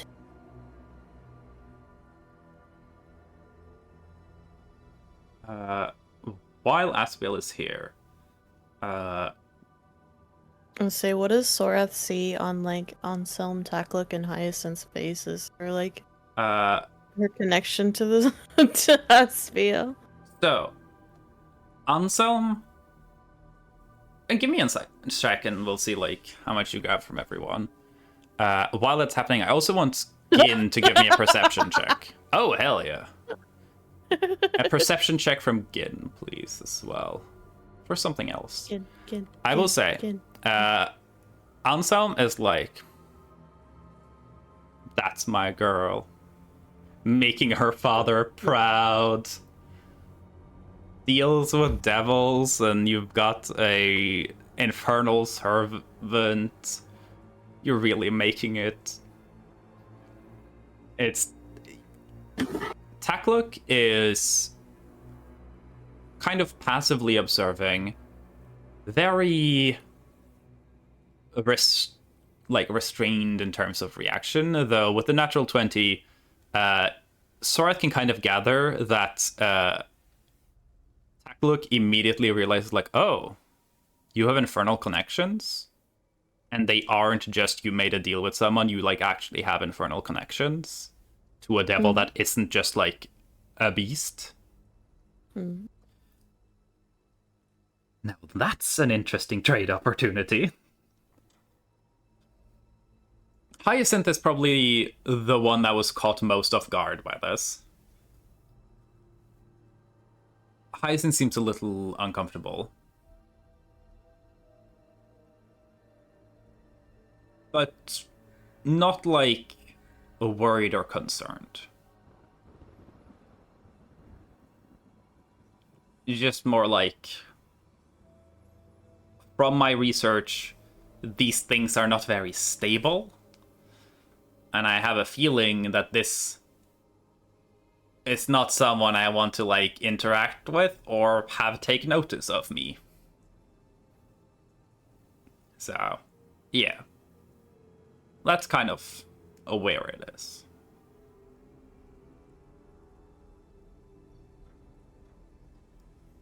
Hyacinth also doesn't seem particularly, like, interested in Aspiel. Aspiel is not really in Hyacinth's realm of interest. Yeah. So, yeah. If you're hairline, I need a perception check from Gen. Hi, Ed. Hi. Natural 20. Do it. I did it. No balls. It's so easy to roll natural 20. Okay, fine. Yeah. Oh. That's still good. That's still good. Yeah. Through the kind of sulfurous tinge that's in the air from the summoning, Yin can, like, smell the scent of fresh monster blood. Asbiel definitely has made themselves presentable in time for the summoning, but from what Gin can gather, it seems like whatever Asbiel is doing has involved killing some creatures. Damn, the cleanup? I'm jealous.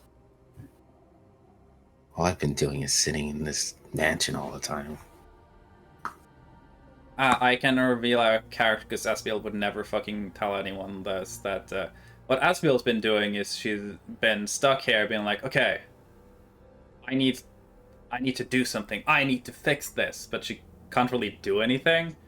So she's kind of just running around trying to do detective work when she's not really good at anything other than running at someone and hitting them. And she's probably at this point spent a lot of time taking her frustrations out on the local wildlife. So yeah. Sorath would probably like pull Aspiel aside afterwards. Not really pull, just kind of like go back to where she summoned Aspiel. Yeah. Just to talk to her. and just be like, "You're welcome to join us or take off towards the tomb, where we will be heading next. There are a lot of beasts in the forest and the river on the way. I will most likely summon you if you are not coming with for at least any fight that happens. But you are welcome to join us, or at least see the ship that we'll be traveling on, so you know where we will be, if you wish to stick by or murder animals and beasts. I'll let As your we travel. 20 insight check carry like a little into this moment, and Aspiel is clearly suddenly very excited. Oh. You know of the location of the tomb? Yes. Sorath would go grab a piece of paper and do a very rough drawing of here, hold on, I don't know how rough it'll be. Let me grab my What the fuck, my thing died. Oh, it's not very bad. So Sorath will do a quick sketch of the valley, and then put a little star on Kimper, and just in case, and then kind of put a little square for Bouchon, and then draw a little skull or something up where the tomb is, and just show the rough path that they're gonna take with a quick line, a dashed line or something, so it looks different than everything else, and just be like, we are going to be taking a boat that we purchased to Bouchon, as it will be consistent and less dangerous than traveling through the forest. But once we reach Bouchon, we will travel by foot to the tomb. So you are welcome to travel by foot or fly as you wish. But we will be going by river. And I know that there are beasts at this fork, and she'll gesture to the fork by Bouchon, and just where we will definitely need your help, as I am the monsters in that area are quite populous. So many of them. This once I shall gladly take up the role of scout. Wonderful. Okay. Do you dismiss Aspiel? Yeah, because she's just letting them know where they'll be at, if they want to stay somewhat close by, so that they're not just pulled out of whatever the fuck they're doing, but also that they're going to do something interesting. So go have fun. I like how Astro now has to walk away. They can't do the cool disappear actor oh, dismiss.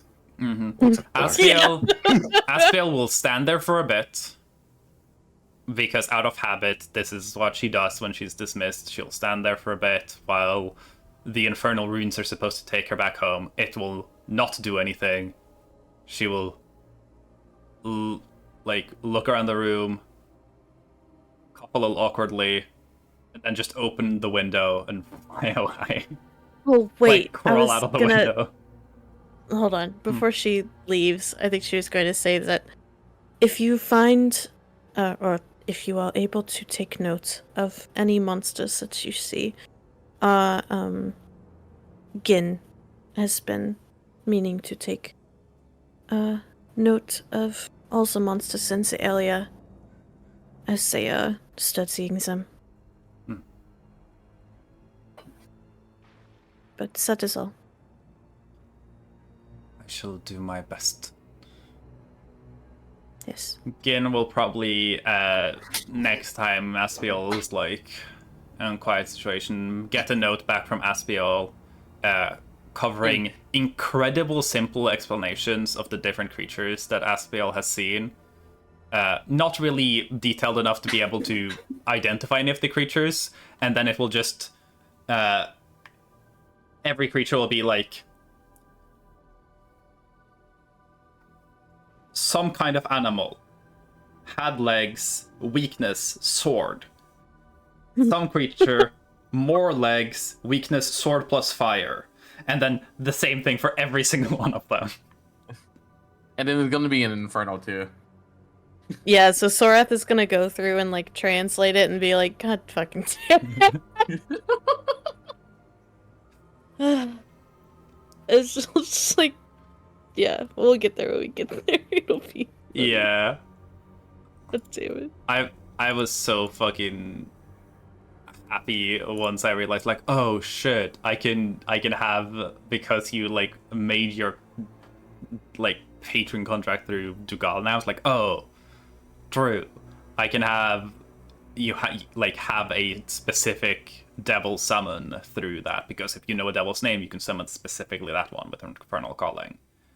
And I was like, oh, hell yeah, I get to use this really, really silly NPC.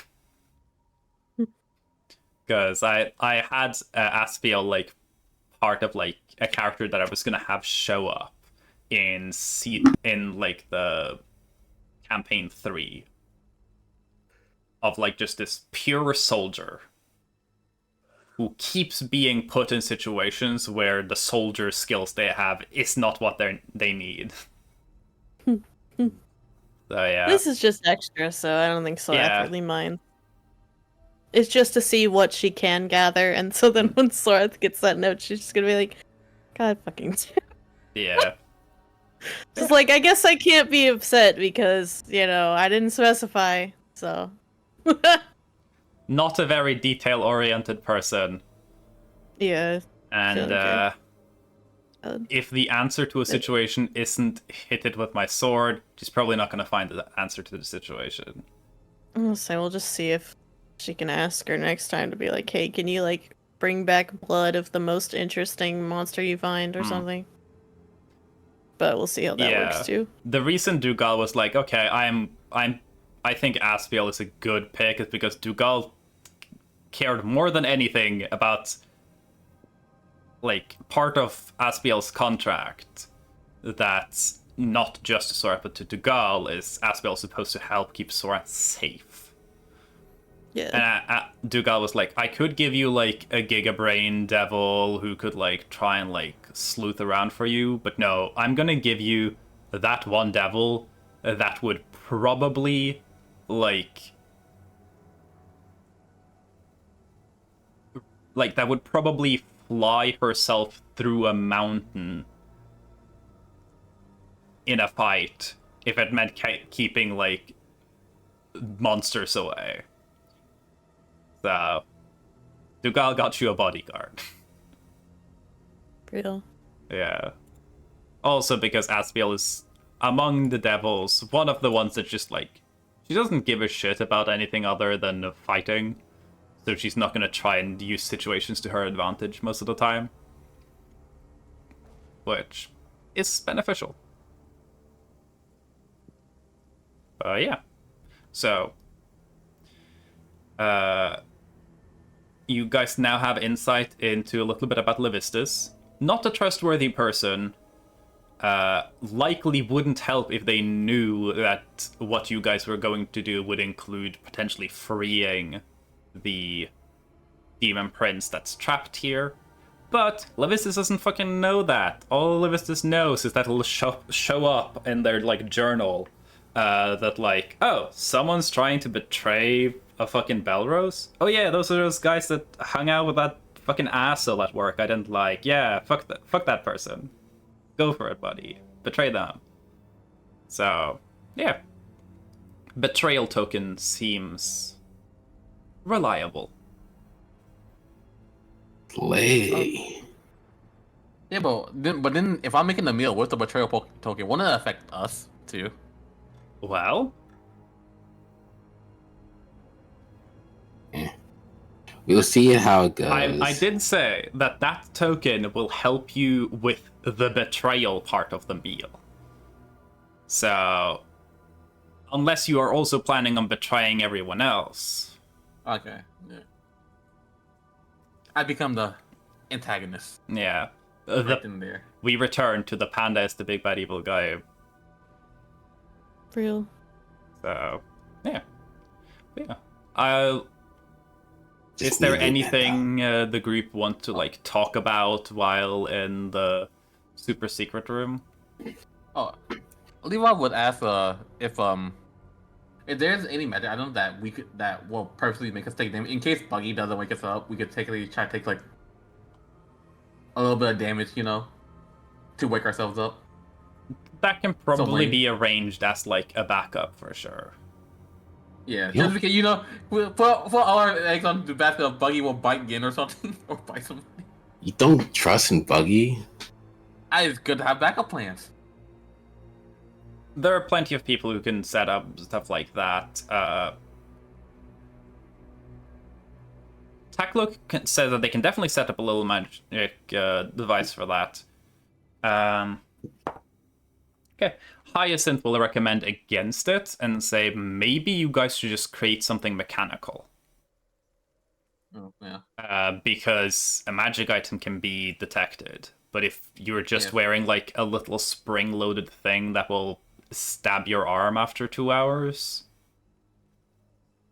like all the magic surveillance in the world is not gonna notice that you have a weird watch on, Yeah.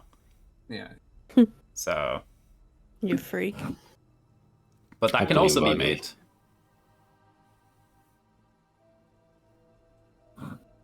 So yeah, cool.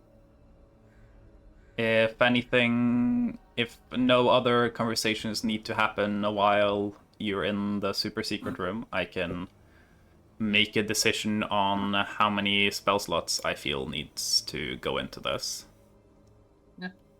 I think we're done. 3. We're done. Wait, do you need my spell slots? Oh, yeah. I just need spell slots yeah. from someone. 3. It's going to be Well- more than 3. You 3. did use Gunther's Lucky, so... I did use Gunther's Lucky. I'll say that you guys are probably in here for around about an hour. Oh man. So I'll require... Let's put it 3. at...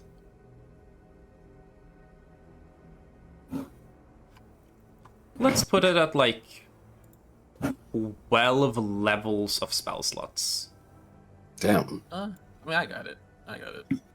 You got I'll it give all, yourself? Yeah, I'll just give it all my force levels. Okay. I have Yeah, force level I slots. forget that people have. Yeah. Warlocks. You've just got I the was 2. like, bitch, I got 1. But both If of I your use spell my slots other one. are what? Are they 4th or 5th level? They're 4th. Fuck, let me look. Do you Where do I see that? In your spell section, it should have your spell slots. Oh, 5th. 5th. So you could you could do 10 levels of spell into this thing. Oh shit. So you can almost get there. Oh, yeah. We want to give up 3 of his force level spots. Okay. I All could three if I levels. hadn't spawned Asbeal. God, True. Yeah, you did. True. now I only got 5 levels. Fuck. Yeah. Hate it here. So yeah, you guys have that taken care of, and the conversation goes. You have done your planning. If since we're like 2 hours into the session, we can take this as our little break to get some water, get some snacks, refill. We do League of shit. Legends. I'm Yeah. kidding.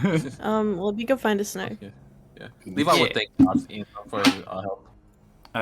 Let's I'm a whole ass meal. Yeah. let's But- say that we'll plan to start up again at 45, so in like Hey. 9 minutes, I guess. Yeah, Gotcha. 9 minutes exactly now. Cool. I ate food and I feel better.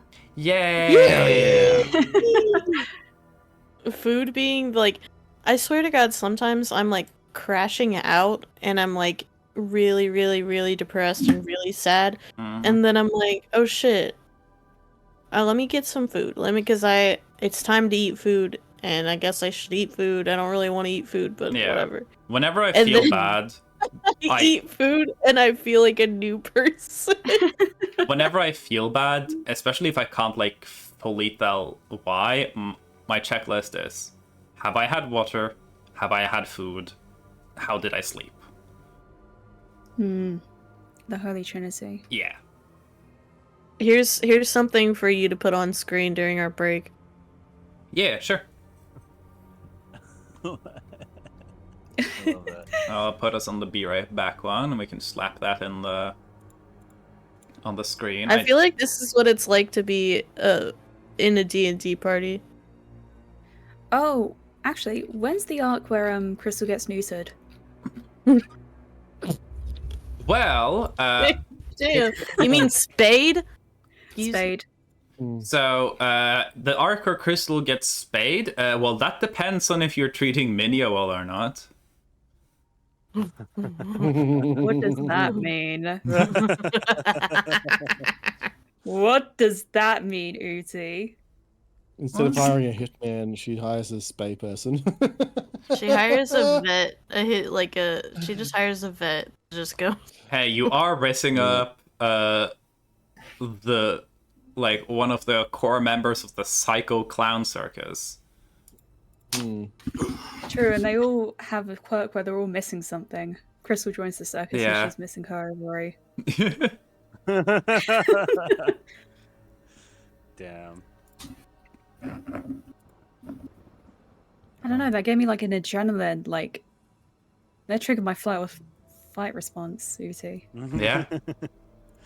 And I froze. I did neither. Let me do this, and then add this back in. This is the wrong one, and then this is now the image that will be here. So, goodbye, sexy maid bread. We are now. Bye, sexy maid bread. We are now observing the cone of shame. Our cone of shame. Over there. And I'll just do this. Oh, my neck. If ever Crystal gets an operation, please give her the cone of shame afterwards. We Y'all can't should, have her licking her pussy. y'all should have given Crystal the cone of shame when she had porn squid disease. Because, True. you know, the cone of shame is there so they don't, like, bite or But- lick at stuff. But Yeah, licking that's herself true. might have helped. I don't know. It's good to see.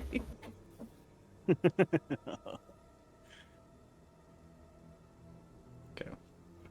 I'm gonna Should be refill my cranking it water. like a boppet. If you're feeling better, Mel, then we can take, right after we get back from the break, we can do crystal dream shit.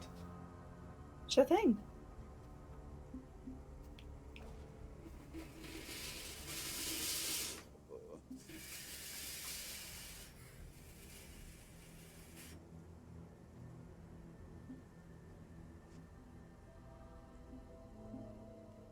Water's great. Love water. Our Fugis are still moving, by the way. Yeah. There's Wiggle, wiggle. No, that's just how it goes. Yeah, on the break, I said, like, I'm gonna be on break, but we're still gonna be able to, like, talk and vibe. Oh, okay. So, I can remove all of us, but, Oh, okay. Just yeah. making sure it wasn't, no one was caught unawares. Oh, that means I can't say penis. You can say penis as much as you want. Penis, penis, penis. Penis, penis, penis. Penis, Okay. penis, penis.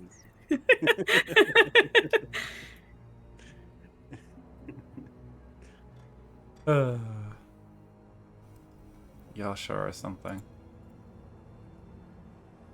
Thank you. That means a lot. No, it means something. I bring penis to the world. Mm. So yeah, so I lost most of my Digimon No. because they were stored in the app, and the app is no more. There was one that was stored in my Fitbit that is saved, Mm. but I have to retrain the rest. Because I still have the physical cartridges, so I can retrain them. Mm. You know what I might do during this D&D campaign? I think I'm going to turn us all to...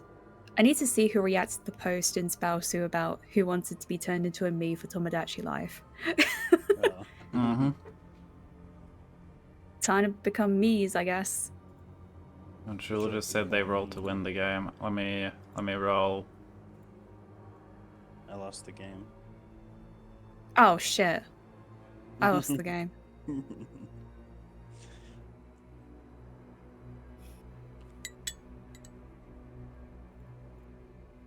Ooh, close. Is there a date on this thing? Can I also roll to win the game? Sure. Or is it like a Jewel thing?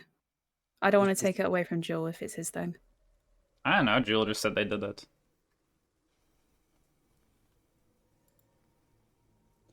I think you should take it away from Jewel.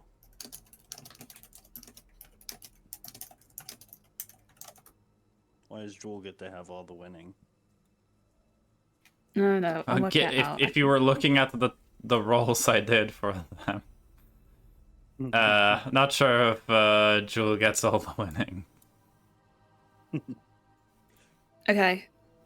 I don't see So a I date gave on help action, he can roll with advantage. Oh. I Okay. don't need to see a date on this. There's clearly mold on it. Okay, it's getting thrown away. Can I have it? No! I'm hungry. No, it's mold. I'm hungry. I know you're hungry. I'll make you something without mold. Do you like chicken? I'll make you Like, chicken. mold is something you can... is like... If you said it weird enough, it sounds like Mel. Mold. Mold. Meld. Mold.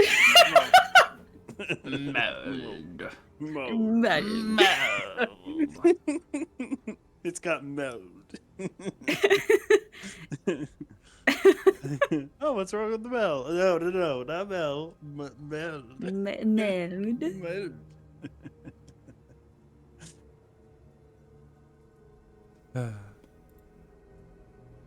Okay.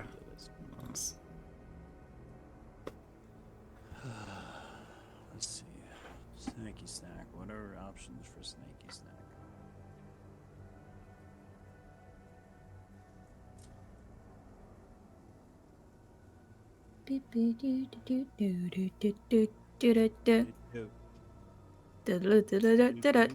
Dick. Pussy. I love you.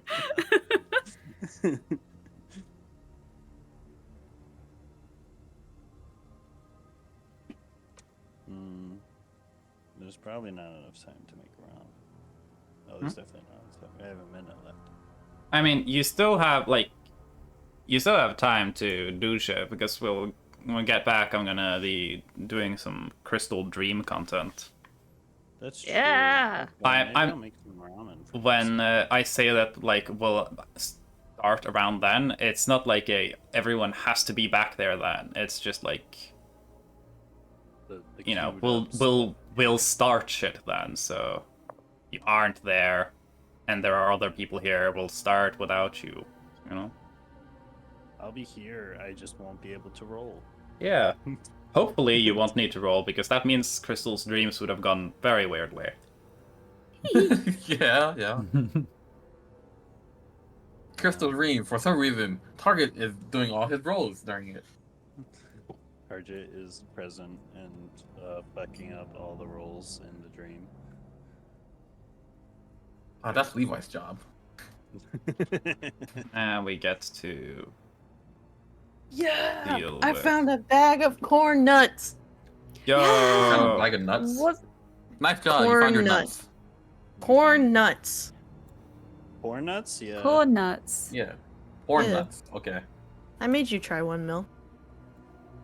Oh Tried yeah. Sam's nuts. It was surprisingly Blair. Yeah. Yeah, exactly. Where? I mean, I can see it being sold in like a snack food while you're sat in a pub or something. Just something to nibble on. Oh, it's usually like a road trip snack. You're a road trip snack. Slap zone ass. I don't know how I feel about that. Well, it means I can ride you and I can eat you. I usually get sick as fuck on road trip. Same, I also get car sick. Hmm. Let's never travel together, Salem. Not in cars. I'm fine if I drive though. I know that's the thing for a lot of eyes on the people. road. Yeah. I'm Yes. controlling the movement. Motion So it's sickness is okay. usually you don't feel connected. Your brain doesn't like connect with the movement that's going on well. So if you're driving, there's more of like tactile connection to it. Hmm. So, Oh, never mind. I'm not eating these. They expired 3 years ago. Oh, Let me I go. had the same problem with the calzone I was about to eat. Do they have a meld on them? They have mad No, on it smells weird. Let me go find Oh. another snack. them. Sorry, it's because I didn't shower. I also don't shower. Shower?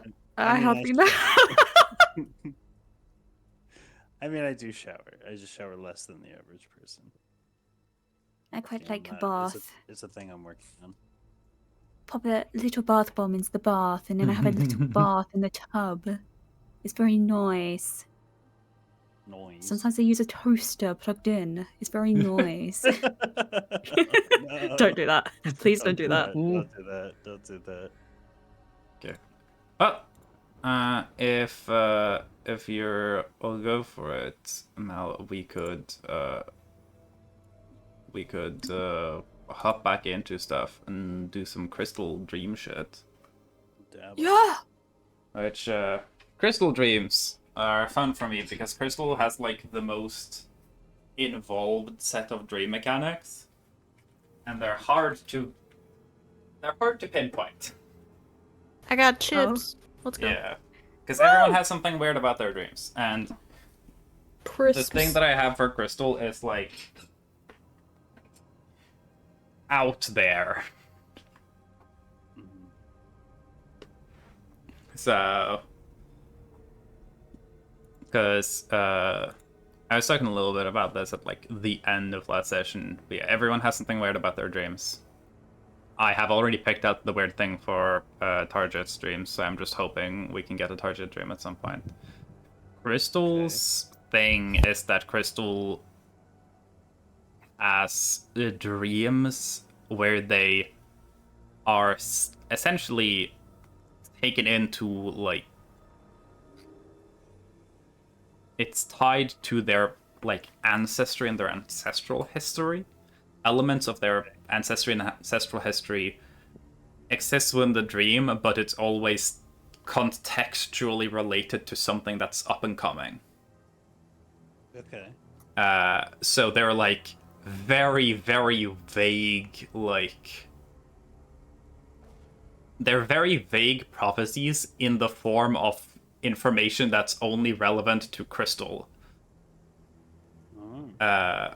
So like the first time Crystal had a dream was a nightmare, at which point Crystal dreamt they were on the ship and the dragon that kind of torments the area that Crystal's people are from showed up in that nightmare. And that is because then the next like thing that would happen after those nightmares, because that happened right after you guys like got off the boat and were headed to Debaya, is the return of an old adversary from someone's past, specifically Risuk's past. And then after that dream, Crystal had the dream where they were in their like ancestral home in the past, and was like seeing the like tensions and expectations on the previous generation that they couldn't relate to, which is because of the Belroses and stuff like that. So it's information relevant to Crystal, the history of Crystal's people, that is modulated by something that's up and coming. And it creates for very weird dreams. So, yeah. Anyway.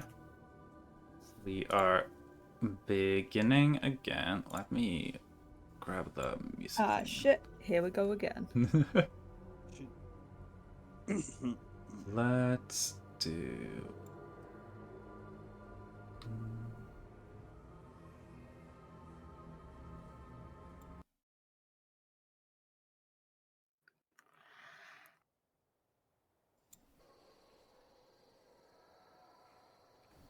So, Crystal, a little back to before all this conversationing happened and before all of the planning happened, you were asleep.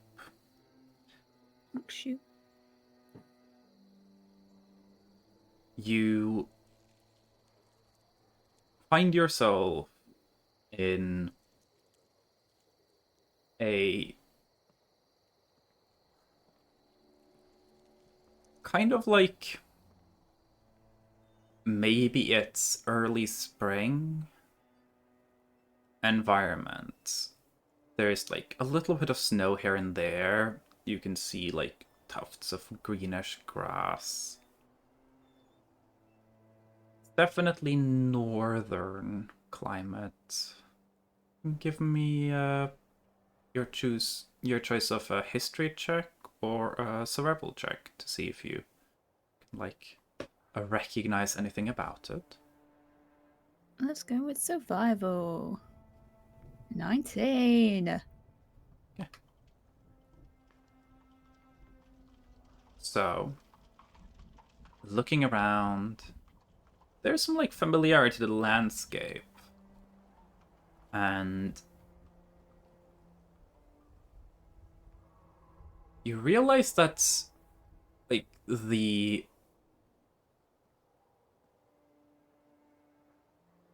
there's a river nearby. There's something familiar about, but the thing that first strikes you as, oh, I know what that is you can see the mountain chains. And let me do this real quick and move everyone here for the sake of this stream. And just let this load up. There we go. I'm going to grab Crystal. I'm gonna shove Crystal back up here. Crystal, you are recognizing the mountains that the Southerners call the Waste Wall Ridge, this giant mountain chain that kind of blocks off the icy cold region that people call the White Wastes, but that Crystal's people just, it's just the land. Yeah. Based on your survival check, you can recognize some of the mountains. You think, based on where the mountains are, you might be somewhere like here. It's a long way from the Beloved Grotto. You've never been this far east. But you know that some, like, the hunting parties have traveled very, very long distances in the past. So it wouldn't surprise you if someone has gotten all the way out here. But another reason why people don't tend to go over here is because around about this region, I'm gonna grab in the essence of Levi being the big bad evil guy, I'm gonna grab Levi. Okay. Around about here, where I've shoved Levi, is where the best guess people have for where Semnithraxion, the dragon, lairs. So it's generally a bad idea to go to the lair of the dragon that everyone's trying to avoid. Mm-hmm.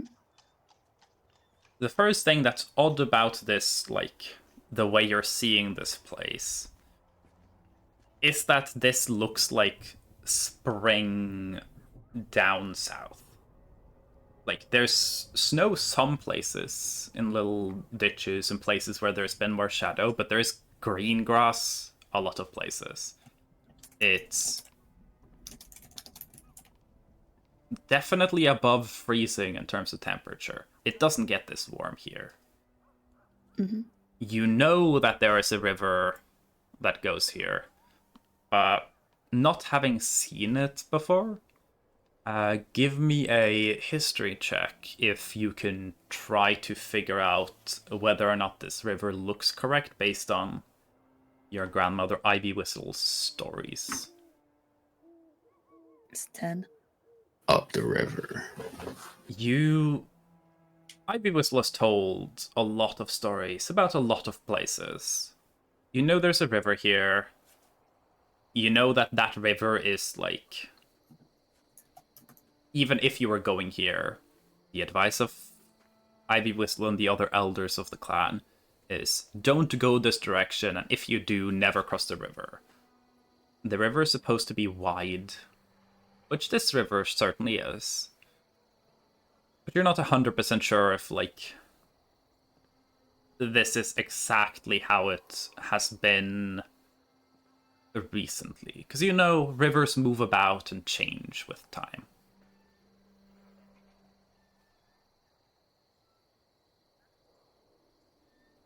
Okay. I want you to give me your choice of Arcana, History, or Religion. They will give slightly different information. But you'll make one of them. You'll pick. I'll play it safe with Arcana. Okay. It's 12. You are feeling that kind of magical presence of that is present both in a spirit and also in spirit fire and all of the spirit magic of your clan in the direction of where Semthraxon is said to have their lair. At this point, Dream is where I say, what do you want to do? What does Crystal do? Being out here in this weird springtime version of the White Wastes. You're not entirely sure when this is. I will say at this point you're probably aware that it's a dream. Oh, I'm aware it's a dream. At this point, yeah, because the idea of the White Wastes being in springtime is sufficiently strange enough that it's one of those moments where something happens in a dream that just makes so little sense that your brain goes like, oh, no, that's not right. And also, given that you've previously had some experiences with weird dreams, and and the party have talked about different weird dreams. So, to be fair, this group is kind of a little bit in tune and aware of dreams and their strangeness.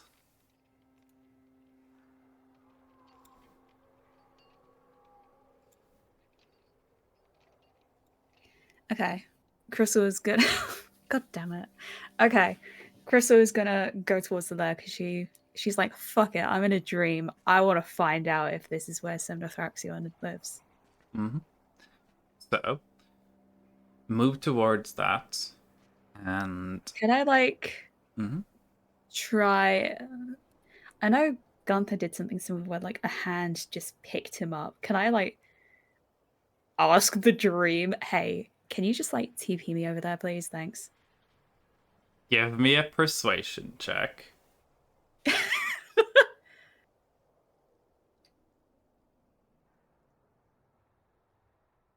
21. You kind of go like, hey, could you like just put me over there? And there's no response. Well, fuck you then. How wide is the river? The river before you, you could probably swim across it. Would probably be cold and you'd be wet, but... Can I Misty Step? Sure. Yippee!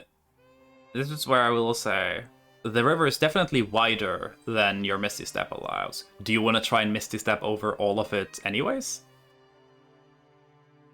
Can I like do a running start and like jump and then Misty Step? Sure. More asking, like, what is Crystal intending to do? Like, what is Just try and get to Crystal the other willing? side without- So, because this is dreams, they don't play exactly by the same physics logic. Yeah. So, like, what is Crystal trying to do in her head, right? She's trying to get towards the lair. If that means she flies, so be it. She'll get there by any means Okay. necessary.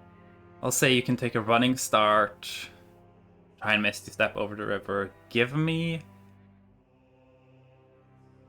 an Arcana check, and I will allow you to have advantage of it if you give up one of the souls you've captured. Which Let me could be check one of what the frog souls I've got. souls. Yeah, I think Because I'm you have just two gonna get frog rid of souls and then the them. Sudwald Beast. Yeah. Okay, let me get rid of the frog. Currently has 2 vultures and a basilisk.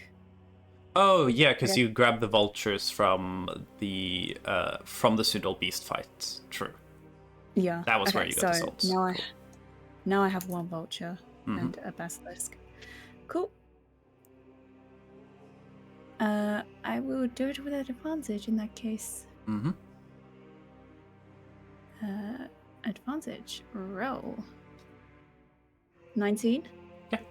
So, with a running start, you Misty Step. To go over the river, just go as far as you can.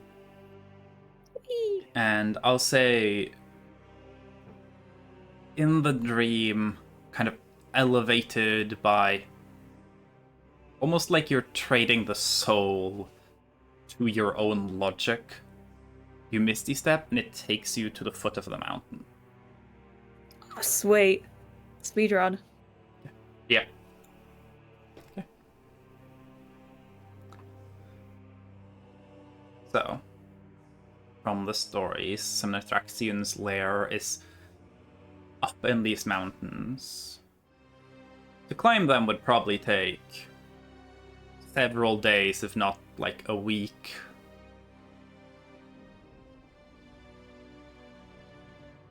How long would it take Dream Crystal? I don't know. How does Dream Crystal want to get up there? Could you like slingshot herself from one of the trees? Like one of those cartoon things? Sure. Where like she flies. I'm gonna say, give me a persuasion check.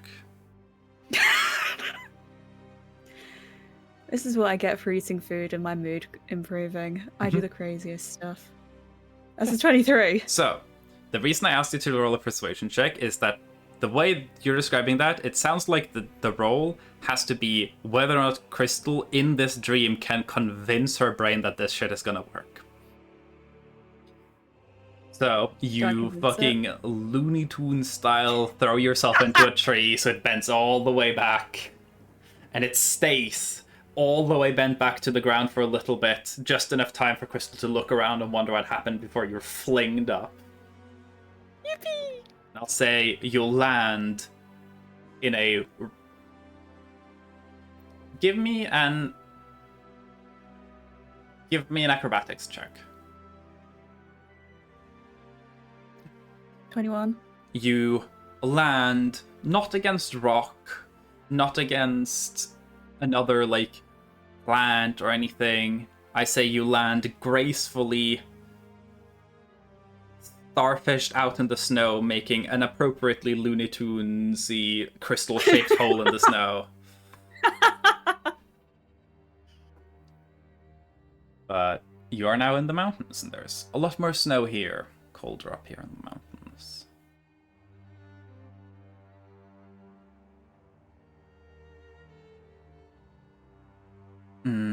Give me a perception check as you're up here.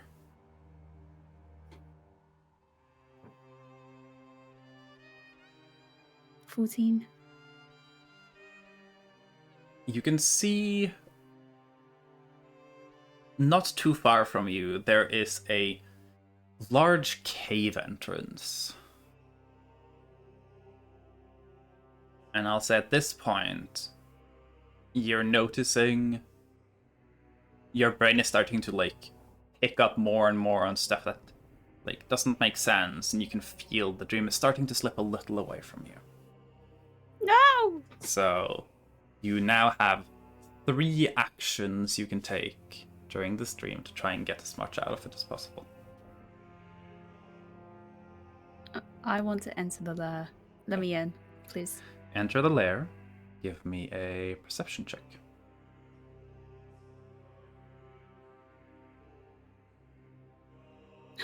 12. So, in the lair, there's no creatures or anything here. It's just this really, really big cave that is lit from what you imagine would probably be a hole in the cave roof that makes another cave entrance further up. There is here also 3 things that kind of sit in the beam of light, out of place. Doesn't seem like they should be here. There is an egg. Egg. That's probably something like, yeah, maybe like 8-9 meters tall. Oh, big egg. Yep. And there is a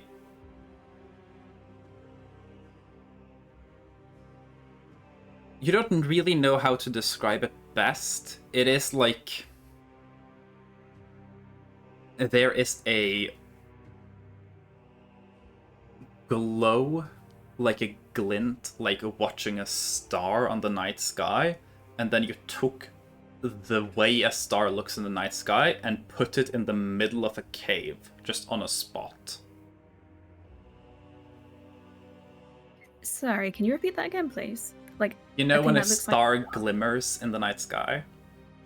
Mhm. Imagine if you took the way that looked and then you put it on the cave floor. So there's not a star there. There's like the glimmer from a star in the night sky is there. And the third thing that's there is some sort of like, you're not sure if it's like a brazier where you like type of thing you would put a bunch of like wood in to have a big fire in a bowl almost, or if it's a giant cup, or if it's supposed to be filled with water to be a fountain, but there's something like that. And it's made, you think, probably out of brass.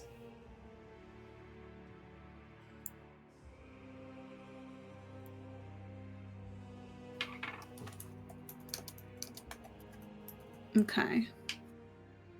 You can give me a religion check.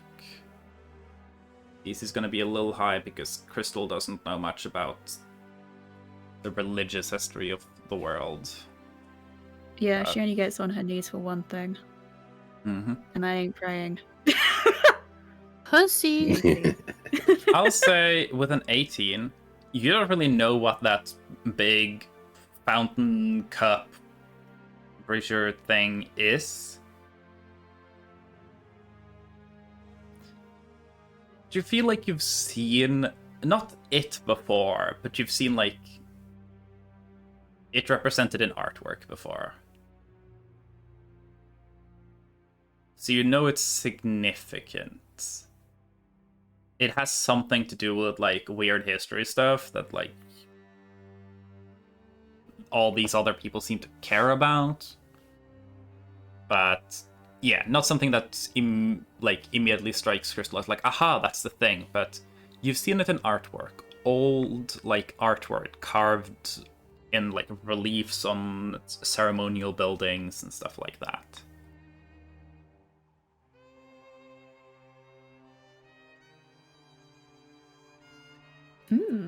Interesting. So that's what you see in there. You do technically have 2 more actions you can take in here. Keep in mind, dream logic is enabled, so...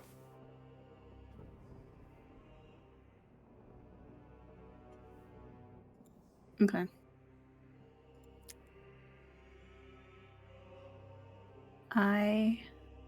What would Crystal go to first? She'd go towards the glimmer of a star.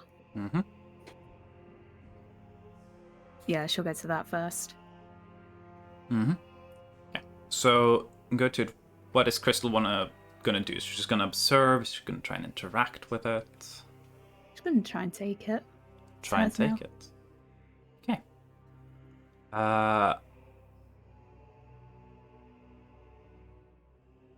Okay. Crystal will try and take something. Give me. I'm gonna need a couple of rolls here. Give me an Arcana check. Give me a History check.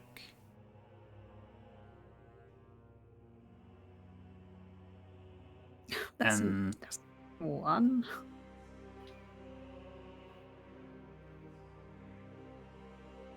And then I'm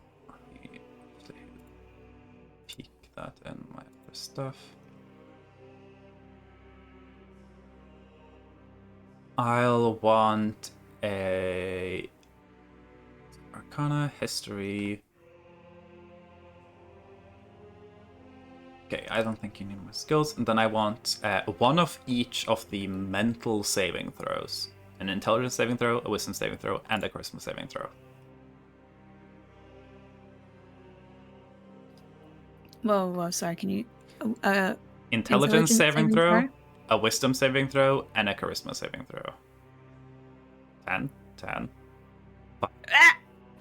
Okay, so you go to try and take the starlight.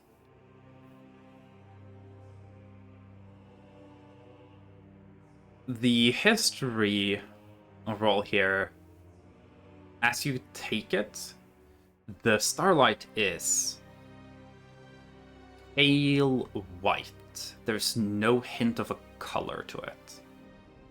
It is this like pale, pure white light. Grabbing it, there is this sense of not power, but almost more like possibility that is familiar to that one time that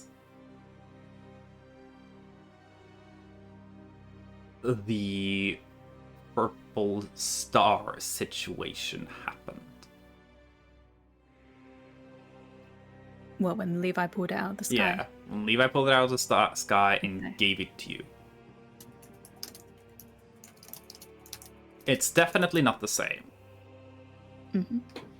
It's this strange thing of like, Crystal has been around magic. In magic, there's like a feeling of power. This feels different. It feels like, oh, it's an option more than anything.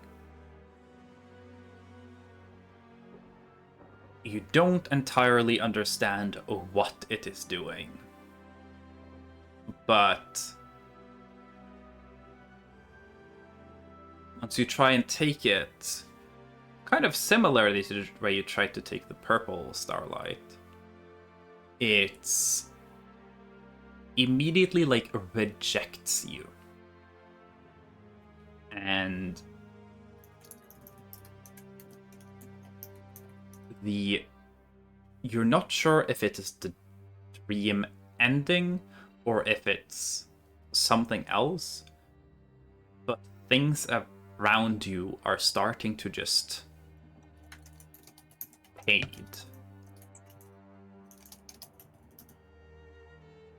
There is like this weird sense of like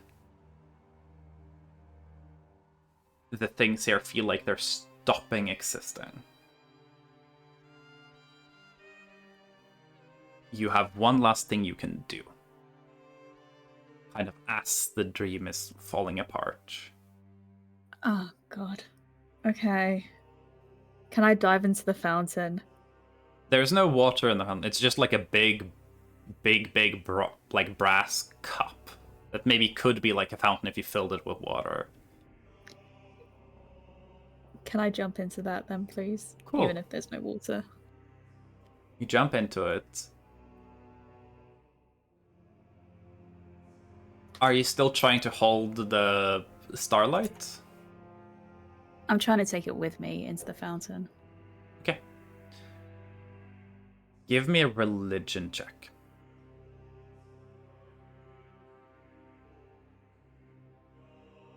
Okay. 16.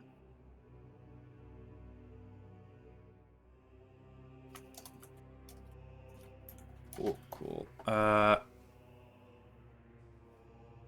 Roll a d100 for me. Oh, God.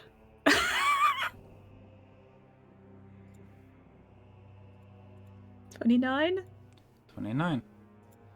Okay. So as this dream ends, Crystal gets the sense that taking that light into that big brass cup looking thing, you've repeated something that's happened before. And I will allow you to pick one thing that death knows, and I'll tell you. Hang on. Can you repeat that last sentence? Wait, what? So, I will allow you to pick any one thing that death would know about, and I'll allow you to know it as well. You can take one piece of knowledge from death itself. Where the white women at?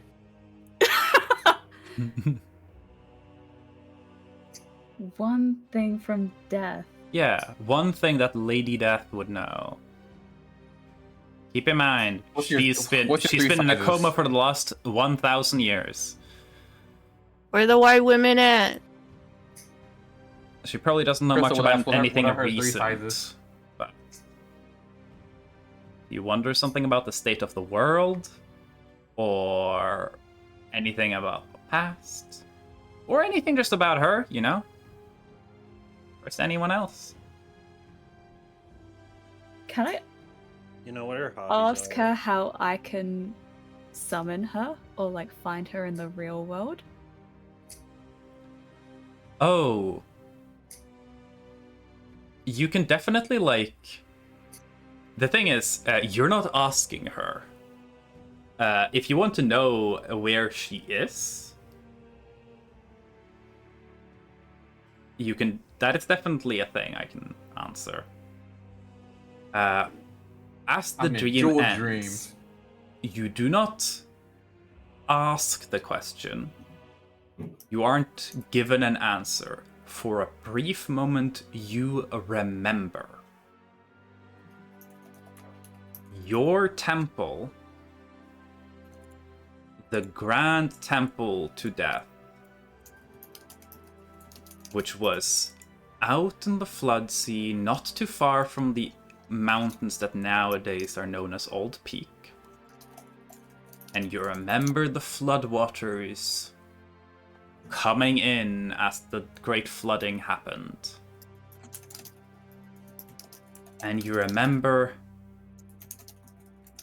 to protect your temple, to protect its attendants, stepping away and into dreams.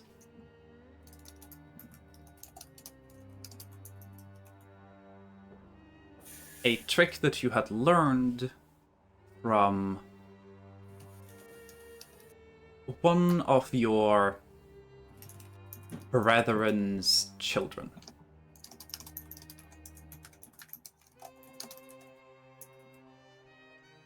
But you know that while your realm and its entrance has been stepped in there, the temple itself will always be where it was. And fittingly, because it's a Lady Death, I'll grab Gunther. It's about here, in the Flood Sea. Hang on, let me scroll down.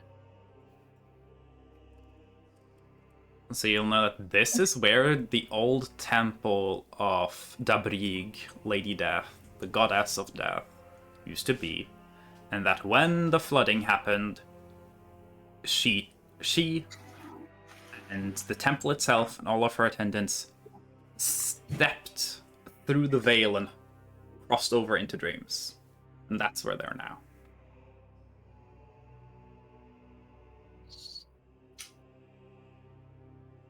You do not, Okay. as I repeat that you do not ask this and have it answered. You're not told this. You remember it, as if it's your own memory. And then you wake up. And then I imagine that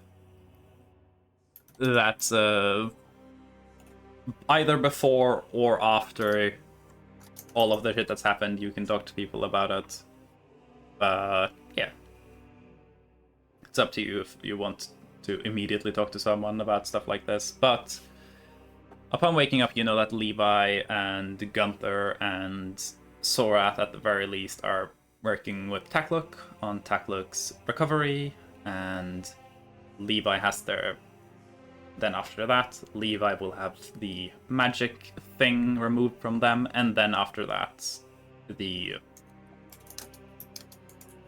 safety room is made. And by the time that's over, like, it's starting to head to afternoon. So it's up to you whether or not Crystal would have tried to talk to someone about stuff like this before, or if Crystal might have waited, or if Crystal wants to discuss this at all. Crystal would want to speak with Levi. Okay. Please.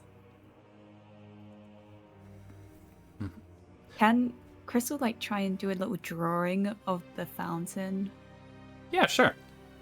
Give me a little art check. Give me some charisma. Okay. Oh, nat 20. Not 20. Cool. I'll say maybe during the bit of time where Levi and Gunther are trying to help Takluk and Sorthan on some kind of takeover, and they're like, chill guys, we know what Takluk needs right now, which is earlier in the morning.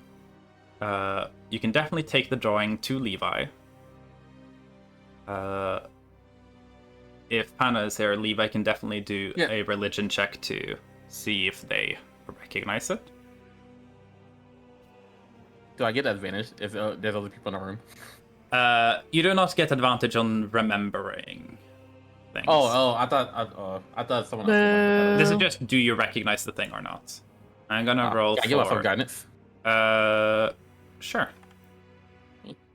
I'm gonna roll History check. for Gunther, and Gunther's gonna have a significantly lower DC, and they're also rolling at advantage because this is like an area of expertise for them.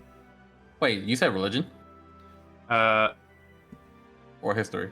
think I said religion. If I said history, then I did not mean to say that. Anyway, what is... I still what's, got +6. So. Still 6? Okay.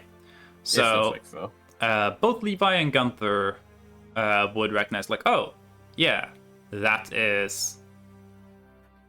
You don't recognize the exact thing, because that would be kind of absurd, but the idea of a really big brass brazier that has something to do with starlight, that's shaped like almost like a big, wide cup. It is said that the Brig became a god. It said that she once was mortal. And that she became a god when she drank the fire of a dying star that she caught in a cup that she held to the heavens. And that cup, for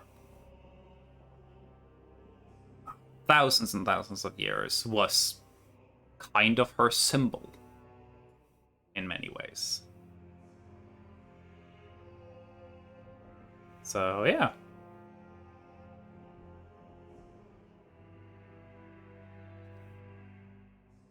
Gunther would know more of that in detail and be able to elaborate a little on, like, the bit of, like, yeah, she said to have caught this fire of a dying star, she drank it, she gained her power, and because Gunther is the one in the party that is familiar with the fact that before the Age of the Nine, there was an Age of the Eight, where there only were 8 old gods, and that the Brig is kind of an outlier. She isn't one of the original old gods. She's like an extra that kind of showed up afterwards. And Gunther can elaborate that this is one of, or probably the main reason that the Brig in the mythology is not said to have interacted as much with the other old gods, and is one of the leading theories for why the Brig did not leave together with all the other old gods when the old gods left during the departure, and she and only her decided to stay behind.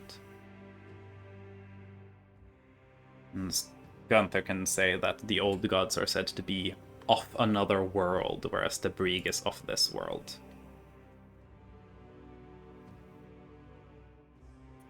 So, yeah. Oh.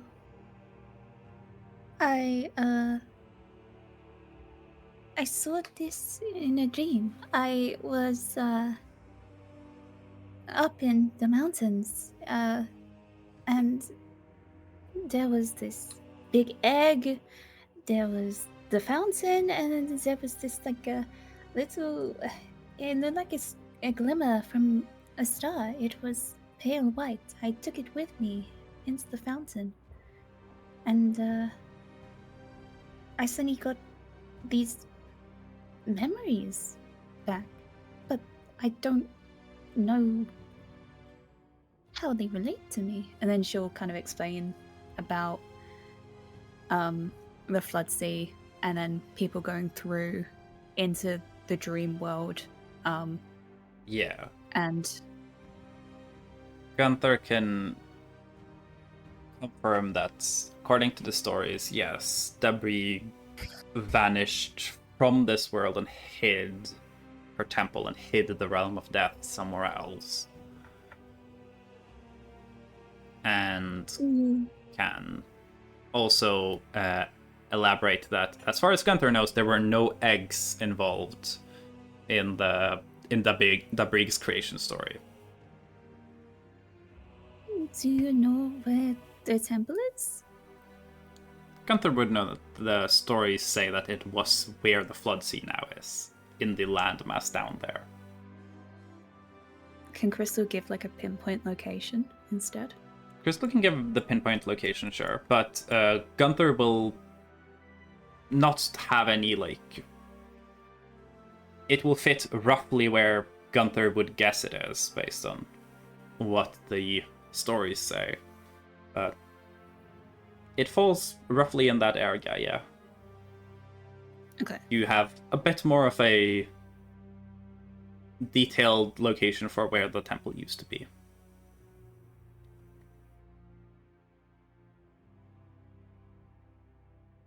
So, yeah.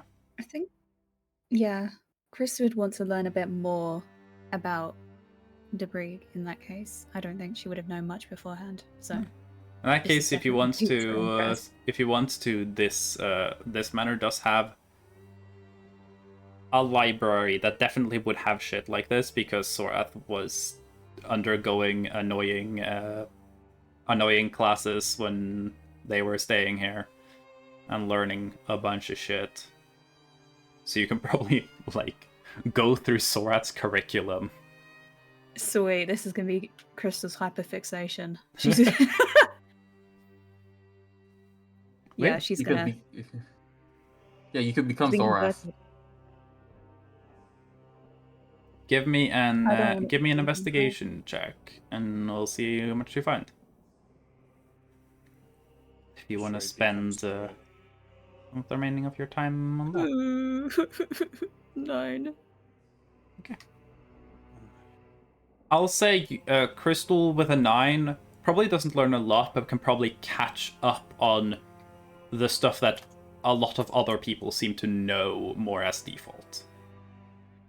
Stuff that's just kind of culturally available information. Are you saying something, Shell? Oh no, I just said Detroit becomes Sorath. That's it. True. Okay. Cool. We have successfully had a crystal dream. We'd love to see it. Part of me wonders what would have happened if Crystal ate the shimmer, because that passed through my mind. I was like, Crystal would probably eat this.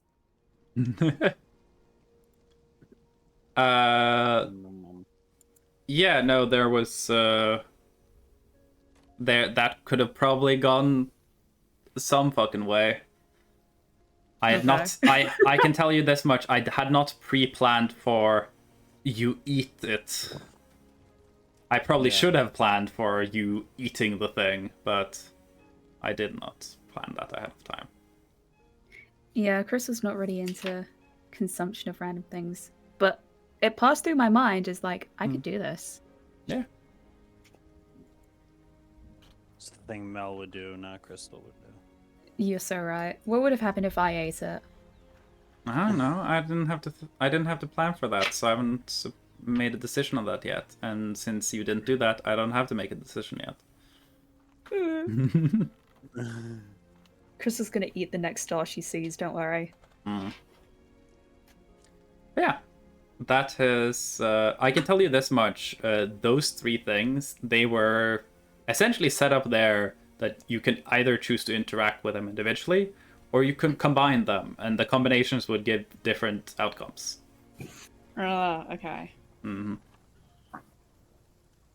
So, yeah. Interesting. That covers Crystal's dream. Poison planning, Levi has been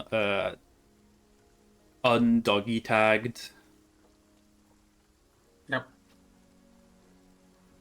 Aspiel information has been brought. Aspiel is also set out to do some shit. There's still definitely time left in the day if anyone wants to, like, be doing some stuff before, before the day, moves to a close. Don't know. Let's chill out. I can say a couple of things that might be things that the characters, some characters might be interested in. For Gin, when Gin asked previously about like monsters in the area, one of the things that was said was that the east, like up the East River, up to Buchang, is where there are that's more present, and that there's more information about creatures in that direction. So if you want, Gin could kind of like try and research, go hear what people have to say about potential creatures in that direction. Oh, I still know we were going there anyway. Like a little treat. Yeah. But And I guess I could ask the locals. yeah. And then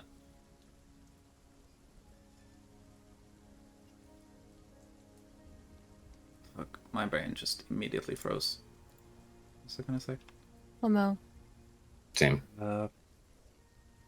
Yes, true. With the time that's taken to go from Kimper to Kursumft and then back again, Sorath would know that with the way Lloyd works, after a big log drive, Lloyd usually has like a decent bit of time off, like sometimes a week, and then they'll take another trip up to Bushang to like help manage stuff, then come back down again. So it is possible that Lloyd would be intending to head back up to Bushang soonish. So just the thing that could be potentially on Sorath's mind is that if Lloyd would want to tag along on the boat, kind of like just to hitch a ride up there, that's an option. Sure.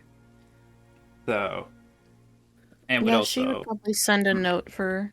At least she could probably even go see. Fuck, it's been a minute. yeah, His partner, and just go see his partner to be like, hey, yeah. if you could tell Lloyd, it'd be great. Mm-hmm. So that'll be rough, and Niklaus can say that like Lloyd was intending to head up soon, and that most of the time when they do, they travel by road, and then like tag along with like essentially check in on different spots along the river on their way up, and then they like just boat back down. But this time they like if they can tag along on a cool boat all the way up, that is pretty neat, because then they can take the road downhill on the way back, which is easier on the horses. So Niklaus will get the word to Lloyd when Lloyd can be found. So that might be an option. And up to you if you want to like do anything more with that, or if you're fine just having a word be given to Lloyd. Yeah, I'm okay with that. Then if Gin can give me a charisma check and an investigation check for Gin. Skin looks around for info and stuff. And Charisma check. yeah, an investigation check to see how good you are at like getting the info, and then a charisma check to see, like, you know, if you roll really shit on this, people might just go like, I mean, I don't fucking want to tell you shit, bro. Yeah. All the things I've done for you. Why is charisma like? Yeah. Oh, there it is. Okay. So And it. leveraging a bit of your hero status, being a chill dude, give an investigation check as well. Investigation. Yeah. I've got a lot of 10 today. So, you'll get the information that along the river, there tends to be a lot of like a lot of the bigger, more like active incidents. You essentially follow the river up from Quimper. There are 2 forks in the river before you get to Bouchon. At the first fork in the river is when there's like the density of monsters and dangerous animals increases. The second fork is, for the ships particularly, considered a little bit of a tough spot, as there are more creatures around there that tend to be willing to attack boats. There have recently, which will be development that King can pick up on, there have been word of people are not entirely sure whether it's wyverns or drakes. From the descriptions, you don't think it's an actual like proper dragon, but it's definitely a dragon type creature. There have been warnings and sightings of a couple of them, like more fully grown, that have been getting into causing trouble for boats around that area. Give me a nature or survival check, your choice, and make it with advantage. I'll go with nature. The special Advantage. interest advantage. Oh, wait. Okay, I'll just do it again. Yep. 21. 21.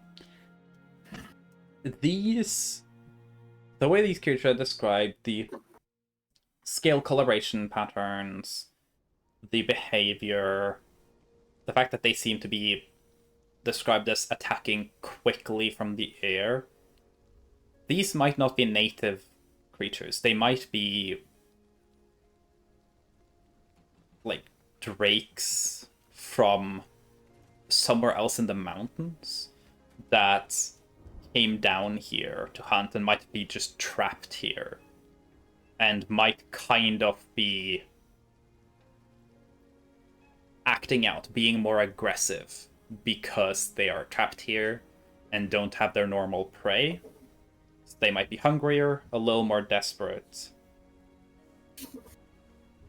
Which also does add the danger of, like, a lot of animals and dangerous monsters and stuff, they are dangerous because they hunt, but creatures will give up hunting if they think it's going to be too dangerous, unless they are kind of starving, at which point they no longer prioritize their own safety as much, which means that traveling ships don't just have to scare them off, they might have to actually put them down, which is difficult. So I'll say Gin picks up that piece of information from it. That is like the most noteworthy thing that you pick up on that seems to be outside the ordinary. We might have a Drake problem up ahead, Buggy. There's very differing reports on how many have been spotted. It's definitely more than one. You would guess a minimum of 3, but you can also definitely tell that people, like, word has this, like, it. There's been a telephone game, and you do run into someone who says, like, yeah, no, there's like 50 of them up there. I'm never going back up. You're like, that's not possible. They would probably start hunting each other if there were that many of them over there. Cedric's. But yeah. So Gin gets some info. So Drake hunting season now? Possible. That's very possible. Is there anyone else who wants to do a particular thing with the rest of this day? If not... Hope it's not awkward with Buggy. Buggy, from the descriptions, you don't think Buggy is, like, near, like, any same type of Drake. They're described, maybe they're closer to wyverns or something like that. Okay. It's kind of like the difference between, like, a tiger and, like, a lion. They're similar creatures, but they're probably not all that, like, oh, yeah, you're exactly the same as me, you know? I just Gotcha. realized we're staying at the manor, right? Yeah, you're staying at the Kimper Manor unless you want to stay somewhere else. No, what does Emmy think of Target? Peru, I did There's a fucking whole forget ass that child they stay. in this Yeah, house. I did fucking forget that they stay here most of the time. Don't worry, Oh, it's fine. yeah, the kid. You guys have been around. Child. I'm gonna say, because I forgot that, I have, and this is like a thing that could make sense. The fact that, like, Sora had to go check for Lloyd at all because he lives here. Shut up. No, like, don't. No, that was my fuck up. But because he is here and he tends to, like, be away for a long time, it might make sense that him and Emmy have been somewhere. Okay. And that maybe they, like, yeah, they're gonna go out, like, camping night, and Lloyd and Emmy will return later. And they've been out camping by the river, Lloyd showing Emmy some stuff, Emmy getting to have a lot of quality time with the dad that's not home all the time, you know? So that is why Emmy and Lloyd weren't here when you guys arrived. Makes sense. Saved. Good set. It's canon now. The reason they weren't here is not because I forgot that entire family exists. It's because Lloyd is a very good dad. And Emmy wanted to go camping. What do you mean? I'm a great DM. I always remember every NPC I make. My Yes. question is, can I be heard? Yes. Yeah. Yes. Okay. Yep. I just couldn't tell if I was muted or not. Not because no one was responding, but because I just forgot. Lloyd and Niklas are friends of Sorath, and they have a 5-year-old. Yeah. Her name is Emmy. Well, her name is Noemi, but Everyone she's calls 5. Emmy. She's a purple tiefling. Purple buddies. If no one has anything else particular that they want to get done before sleep for this day, then I now have 2 things for Target. Okay. One of them The child. is that you're a bright pink frog in a cool diving suit, and there's a 5-year-old who's, like, probably at this point, like, a little taller than you, but you're kind of her size, and she's gonna think you're cool and adorable and be like, what the fuck are you? But potentially before that is Hyacinth has wanted to she will probably put it in a way more delicate way, but essentially has wanted to examine Target because she was able to pick up when Target entered to Zorath, like, hey, so did something new, did some, like, new cursed object be brought in? I can, like, something was registered. I remember that, yes. And then Hyacinth, like, oh, I would love to talk to this person. And then y'all found Takluk in the sewers, and then ripped out the electrical wiring for the entire house, and then fled. So now is kind of the best calm moment where Hyacinth can check things out and essentially like do some measurements on the cursed energy that seems to have attached itself to Target. Target. Yeah. Okay. Mhm. So how would this or which one are we doing first? I feel like probably the Hyacinth curse thing, because if Emmy and Lloyd have been out camping, they'll probably arrive a little later, Yeah. you know? That makes sense. They'll be home in time for There's dinner. Probably some downtime, yeah. Yeah. After we do the planning. Yeah. The planning was about an hour. But there's been a morning and some time after that, so it could have happened before or after. Okay. Yeah, at some point, Hyacinth and Target joins Hyacinth in Hyacinth's essentially lab that one of the rooms have been turned into here, because Hyacinth has stayed in Kimper more than they've stayed in Kursumf at this point, most likely. And there will probably be like a little bit of like introduction back and forth. Yeah, I was gonna say, like, I'd probably show up and be like, so you wanted to talk to me? What's going on?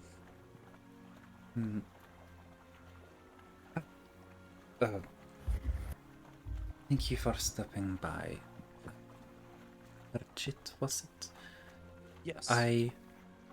My name is Hyacinth Nixdancer. I was Sora's tutor for a very much the latter part of Sora's education, and I have stayed on here as an expert on the research of curses. And I just so happened to pick up on some new readings around the time when you arrived. And I was wondering if you are cursed, or if you're aware of being cursed. Not everyone is aware. When they say this, Target's gonna look a little. They're alone, right? It's just them. Yeah, it's just Or them in the someone- lab. Okay. Unless you want there to be someone else there. No, I don't care. I mean, Sorath could be there if she wants to like introduce us, but I don't need the role play does not require another person. I'm just saying for the sake of the audience then that our target will look very nervous when this is brought up. And they'll go, "Oh, yeah, that. Yeah, I'm aware to an extent, I guess. I know some things. And it's a little oh boy, it's a little tied to some events that I don't really like thinking about, but you know, it's part of my life. We got to live with it. So, I will answer any questions to the best of my ability. I do not mean to pry. This is just a professional curiosity. And also, perhaps, you know, if you were not aware, it is important to inform people that they are cursed. Tends to be the sort of thing that people want to be aware of. Yeah,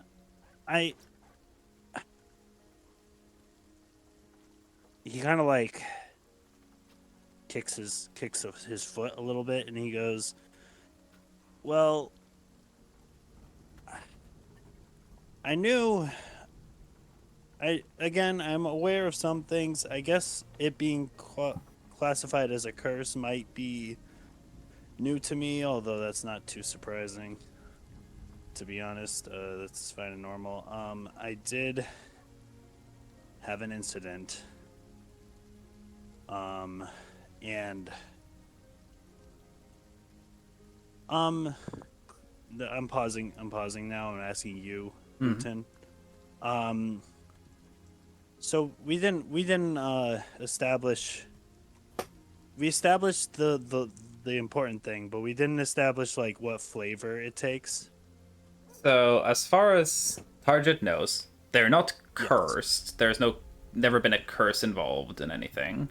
But they know that the fucking like weird Right, yeah. weirdness The surrounding ghost. who trained you Oh. and stuff. Okay. That's some weird shit. As far as like the incident with your PETA delegation, Yeah. I thought. started See.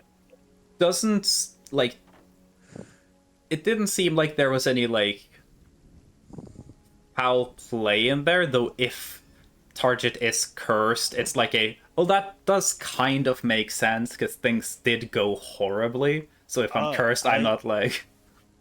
I thought this was related to, and me, the player, thought this was related to the flavor piece we established with my spirit ability. Oh. Yes and no. It's more Yes and tied to no? the magic generally. Okay. Okay. So as far as Target then- knows, so- it's Yeah, so Target's just gonna say, like, yeah, I mean, I've been through a thing or two. I was unaware that I was cursed, but that's not that surprising. I've been through a thing or two, and I think the first thing he's gonna think of, like he's gonna think of, yeah. is maybe his but his master. Mm-hmm. And he's going to explain how he became a druid, which is for the audience. Target was trained by a big face snake. Yeah. Lives out in the woods deep in the northern Virlus. Yeah. And that's a whole complicated thing that you can Yeah. totally ask him about sometime, and he'll explain to you, and you'll be like, "What?" Yeah. But they explain their master and exactly what their master is capable of doing. Yeah. And then go like, could that be part of that? Is that a thing?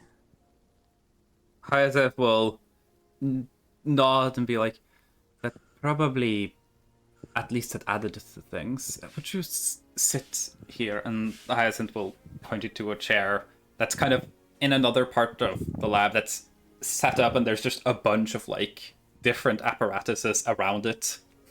Oh fuck yeah! This is just like when I got my EEG when I was a Yeah. kid. Oh fuck yeah! And as Tarja sits down, Hyacinth begins like tuning everything. And Yeah. there's lenses, there's a bunch of stuff, eyes, there's a bunch of string that seems to be Okay. woven with silver and gold within the fabric that Hyacinth like begins tying to different sections of Target. Like one is tied to around your foot, one of them is tied like halfway up your upper arm, just around the place that run to the different apparatuses. And Hyacinth will just kind of continue going like, I just noticed the presence of some latent ether that has been manipulated in the degree that we would call a curse. It's given a purpose, but not necessarily in control anymore. This reading will give me a pretty comprehensive look at what we're working with here. And they will kind of hurry to like start apparatuses. You can tell that it's clearly like they have to be timed at a different spot, and it seems like Hyacinth has found it simpler to just memorize the timing and move between all of the different apparatuses than set up something to set them off remotely with the right timing. Yeah. And a bunch of shit whirs and hums and makes noises, and there are different lights, and it's a little bit overwhelming. But it's over in about a minute, of which point Hyacinth walks over and starts like untying you from all of the different stuff that was attached to you. thank you. That is all I needed for that. Oh, of course. Oh, I'm a little disoriented now. Hold on. Give me a second. And they're gonna like kind of like wobble up out of the chair after they're free. Mm. And they're like, "Whoa, okay, I got it. I'm good." And Isaac will then go to look at the results of their analysis, and Target essentially, unless Target wants to strike up a conversation, it is that awkward moment where they have run tests and you're just sitting there waiting for the test results to come back. It's like when you're laying in the dentist chair and you're waiting for them to come back with the x-rays. And you're just laying there like, okay, what do I do now? They kind of just sit back in the chair and then they like kicking their feet. Just kind of like whistling but in water. You know? Pretending, like miming whistling, but nothing's happening because they're underwater. Just a bunch of bubbles. Yeah, just they're blowing bubbles. Yeah, those are good. Maybe making idle chit chat with Marlin. Hyacinth will return and skipping over some of the nitty-gritty details of it, they can, especially for the information you gave about the weird snake thing that taught you how to be a proper druid, that taught you how to like actually use the magic you kind of like intuitively knew a little bit about, but trained you how to properly harness it. Hyacinth is aware of this creature, and says that it has a bad habit of... Essentially, it's a powerful wielder of natural magic that is kind of careless because it rarely cares about the consequences of its own actions, which leads to a lot of curses. Okay. Because curses are it's just magic that is not in control anymore. Okay. It's magic that's been been given a job and a direction and then been let loose, and it can do a bunch of weird unforeseen shit. And since no one is in control, there's no one to like end the spell, right? Okay. Hyacinth will confirm that you are not cursed yourself. You've just been around a lot of stuff that is cursed. Which does give the context that probably like the area around the snake, because it's been there so long, most things probably just have been incidentally like cursed to some degree over the time, and you've been around enough cursed stuff long enough that the residue picked up on Hyacinth centers once you showed up. So like the secondhand smoke of curses. Yeah. You your clothes still smelled. Yeah. Of the cigarettes, even though you've washed them a couple of times, you know. Yeah. So you will get the nice diagnosis that you are currently not cursed. But it seems like perhaps the way you learned magic, there is This essentially tells Target to be a little careful, make sure to always be consciously aware of all the things you're doing with your magic. Because if your magic resembles that of the person who taught you, yes, then there could be unforeseen consequences of Target using their magic, especially if they use it a little carelessly. Okay. And upon okay. No, you I go. was gonna say, upon hearing this, Target would be like, all right, is there like a book I can read on like stabilizing magic, like taking safety precautions for safety magic for beginners? Is there is that a book? Hyacinth will look at you and go, No. There is no beginner's guide to preventing curses. However, and Hyacinth will go over and like grab like a pretty nicely bound book that's essentially one of the several books on curses that she has written. She's like, however, you might want my book. And you'll get a book from Hyacinth on more of how it's a book on the different ways curses emerge.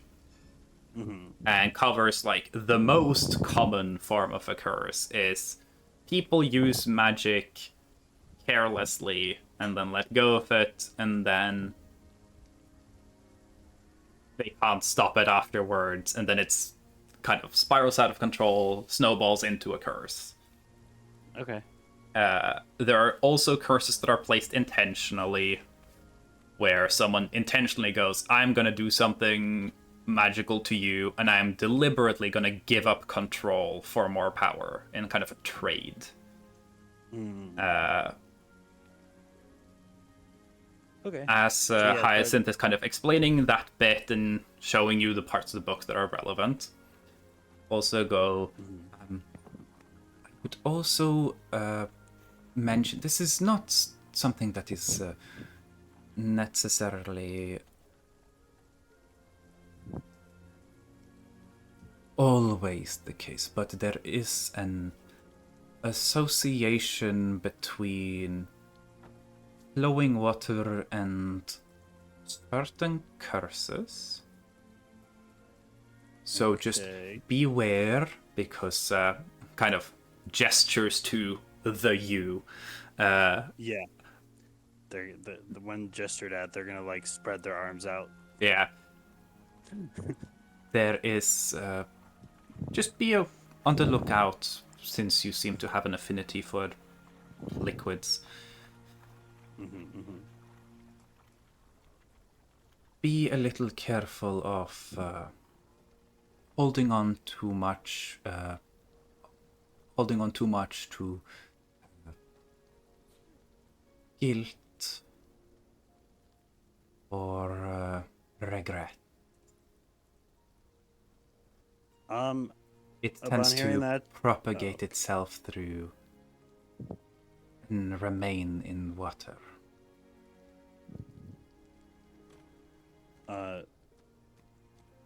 There's kind of gonna awkwardly go like, oh, what, like what? I don't. Thank you. Yeah, I'll be careful about that. Thank you. Yeah. Just very much in denial about being guilty about stuff.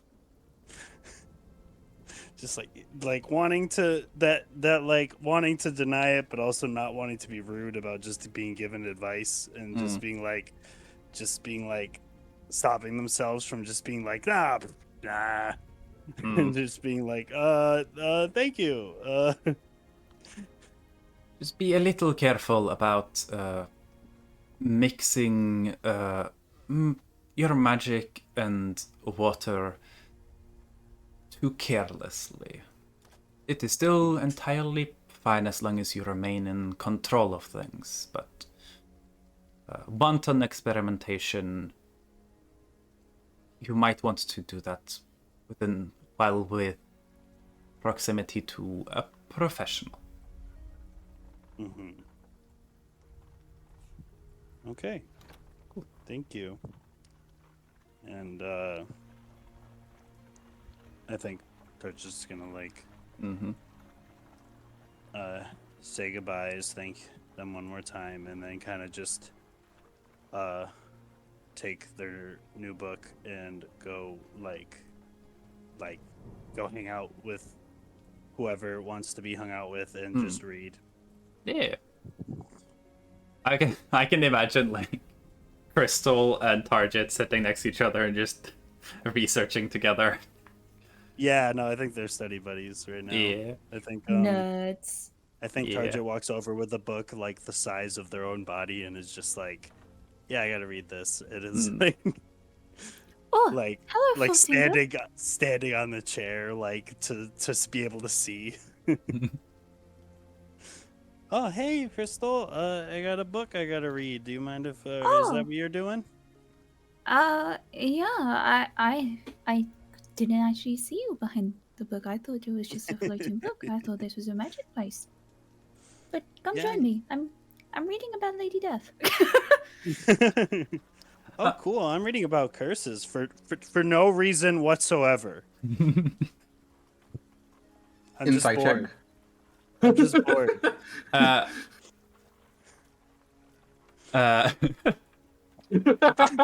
was gonna. Let me see if I had. I think I have that in my notes somewhere.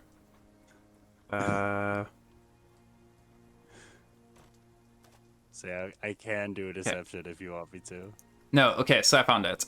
Hyacinth, the book Hyacinth has given you is their the thing that essentially was their first big like thesis. This is essentially their like PhD project. Okay. It's called Peril and Pitfalls: the Nature of Curses. Yeah, just doing some light reading. Just Light about curses. Yeah, just this whole thing, I it's just a good thing to know about, just curses and how to not do them. Curses and how to not do it. Oh, it'd be nice. That is kind of like our universe equivalent of this is you're sitting in the library and you're researching you're sitting there with like a bunch of books that's like just how death works, and then someone shows up and they're carrying a giant book that says how to not start a pandemic.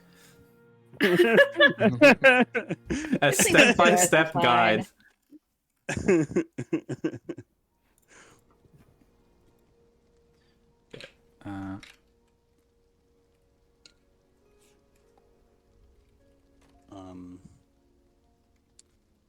So they're just reading now.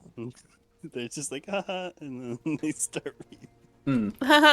They both give each other like a sketchy look in their eyes. Yeah. Away with it. That's reading. It's me during most of high school when I had to like read with a study buddy, and I was assigned with my friend, and neither of us really liked reading, so we would just sit there and occasionally look at each other to be like, wait, are they still reading? And then both of us would like our eyes would meet, and then we would immediately dart back to the books, being like, yeah, no, I'm totally reading. I'm practicing. I'm practicing for the test. Yeah, sure. I'm just checking if you are. Yeah. Yeah. Oh, there's where this is. Okay. Then, towards the evening, as research is had, as Guinness had the added information of there being potentially a draconic problem further up the river. Where it's the end of the day, Lloyd and Noemi would come back, and they would be excited to have Sorath back. Noemi would probably be excited that Hyacinth is here now, because I would imagine that Noemi would love Hyacinth. Why? Because Hyacinth would 100% dote on her and spoil the shit out of her. Like Sora? Yeah. Okay. They're having just like... I feel like Hyacinth is the person that like Noemi can like, if Noemi isn't allowed to have some candy, Noemi would go to Hyacinth like, they say I can have some candy, and Hyacinth would be like, oh, it's fine. You can have some as long as you don't tell anyone. It's like hey, Hyacinth, my dad said I couldn't do this thing. Can I do this thing? It's like, of course you can do that thing. So, yeah. Give me a charisma check target, and I'm gonna roll to see. One sec, I thought it'd be really good stream content if I started putting a command strip on the wall, during midstream. give me like 1 second. Yeah, it's a really good bit. It's a good bit because it's true. Yeah. I committed for this one. Keep in mind, this charisma check is the most important charisma check of your life. This determines how you are judged by the 5-year-old. Do I get advantage for being a little guy? No, you're rolling because you're a little guy. I get a roll because I'm okay. You get a chance. Okay. So just charisma? Yeah, just roll a charisma. Okay. I want to see what the vibes are. It's not amazing. Okay. So not obsession vibes, so that's good, I guess. Nomi and I will home. And there'll be a moment of like greeting everyone. I have a feeling that like upon it being like, oh yeah, they're home. Gunther would probably like go to the room and stay there. So Noemi isn't like, oh my god, it's the fluffy bunny.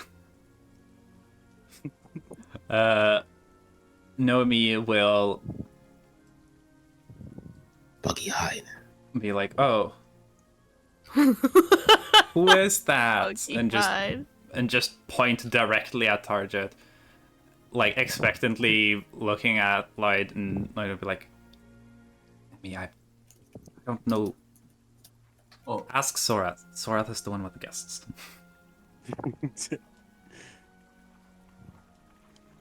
And no, we'll run over to you, completely ignoring target as they do, and go like, "Who is that?" Just point the target again. This is our new friend, Target. They're gonna do like an awkward little wave. And they'll look Hi, at Target. Go. Why are they wearing that?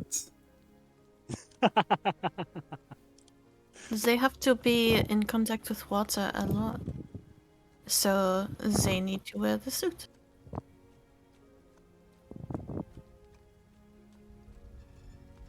And they'll like, Emmy will think for a little bit. Does that mean that you are wet all of the time? Yeah, most of it. And they'll look at you, really like they're contemplating your existence. And then they'll just go, ew! And then they'll just run. And Lloyd will go, Emmy! Emmy, that's good! Emmy, come back here! And just like chase after her. Ew! Freak. Imagine being always wet. Gross. Gross. I think at that point, Marlon's gonna like pop up and like say something, like to Target, and Target's gonna be like, yeah, it happens. It happens. A little after that, there'll probably be like people who gather for a dinner and stuff. At the dinner table, Emmy will. There will be a moment of like being like, "What do you have to say to Target?" Emmy will do the most genuine apology that a 5-year-old has ever given, for sure. Being like, I am sorry that I said that it's gross that you are wet. I shouldn't have said it out loud. It's an inside thought. It was an inside thought. Like, Lloyd will probably be like, what the fuck, girl? And Nicholas like, hey, hey, we got her to apologize. She's improving. Yeah. She's No, improving. I'm just gonna be like, it's fine. You know, it's fine and normal. Like Nicola is just like, hey, an we odd worked a little lot lad. on trying to make her to stop being such a rude little piece of shit at times. Let's give it. Let's just allow this moment to happen. Then we can give the negative feedback later. We don't want to discourage her. Levi, what you go? Good job, Amy. I'll bake you some cookies later. Yeah, that immediately turns the mood around. And then we'll be like, can the cookies have chocolate and berries and nuts? But I want it to be very small pieces of nuts so they don't get stuck. And they will like put out an incredibly long list of the things they want the cookies to have. Levi, what you say? Nodding, sure. Mm-hmm. Levi used to work in an orphanage. He Yeah. got really weird, really detailed. Give me a reports for it. cooking check for what the cookies will be like afterwards. Feel free to guide yourself. Sure. Yeah, I rolled a 16, so yeah. Mm-hmm. Can't be bad.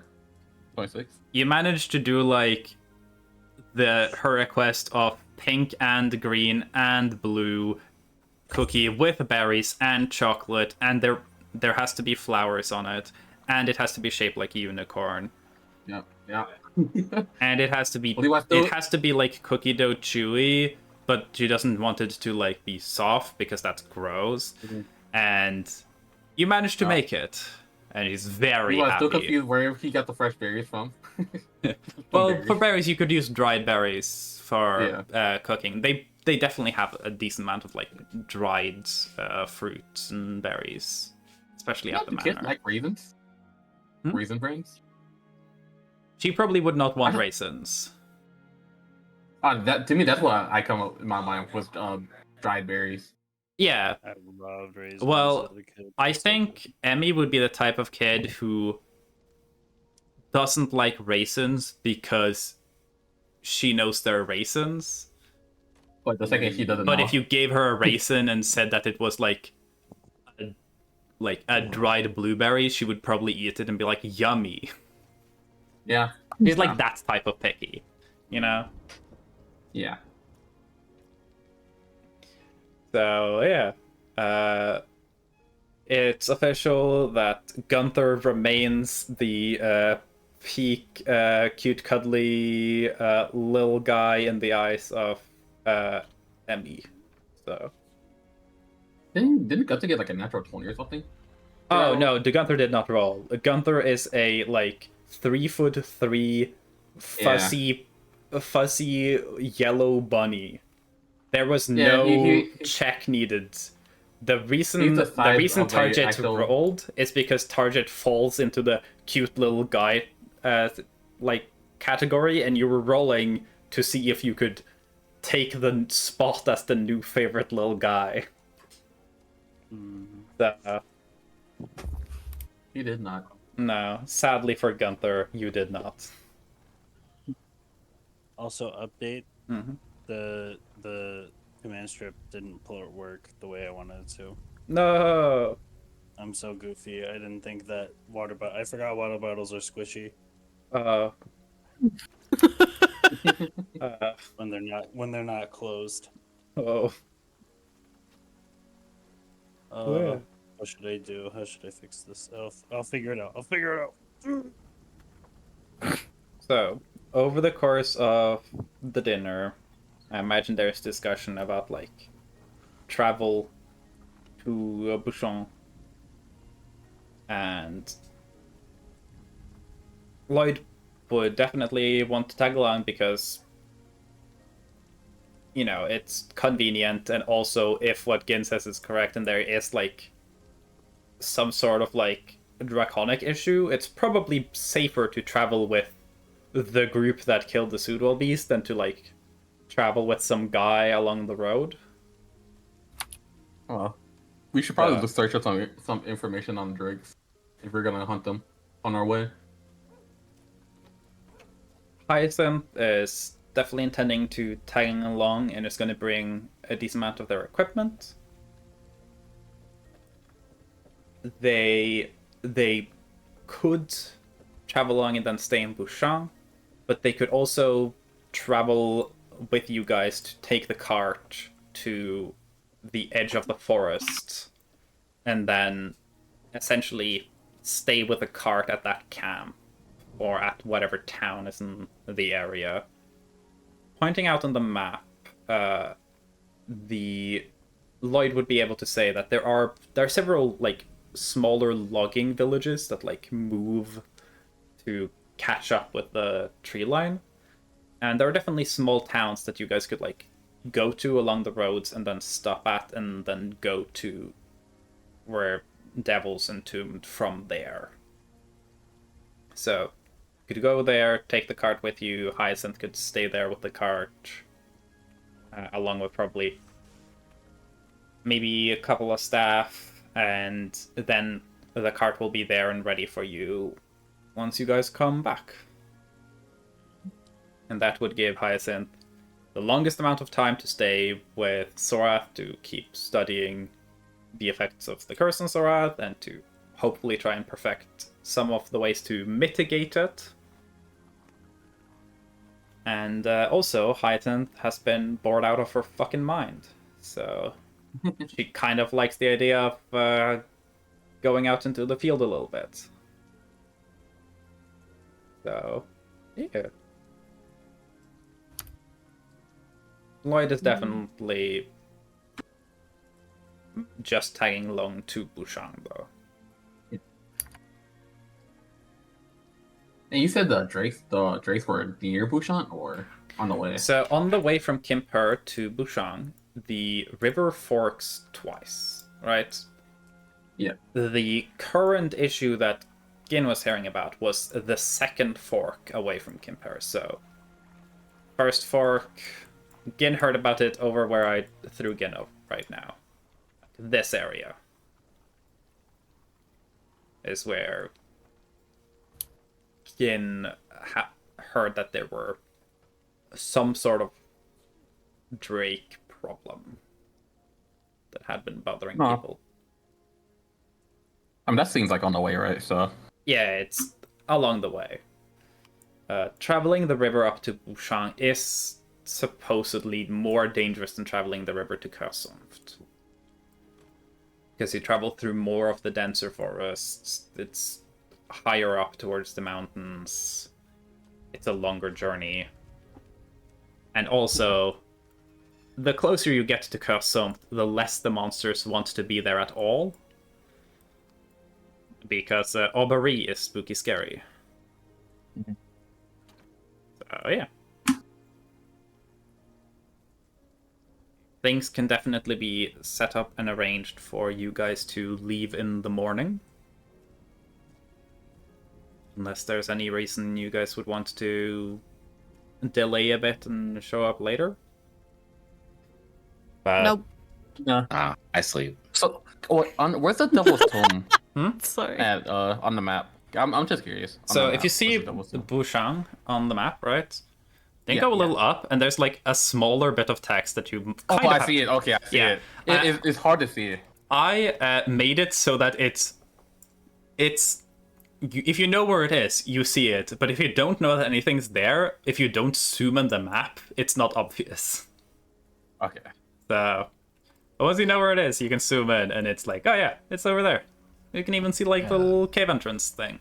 It's a little cave that says devil too. Yeah. I don't know what that's about. Yeah. So yeah. Is there a magic store in Quimper? There is not a magic store in Quimper. There isn't really a magic store. That's not a thing as much.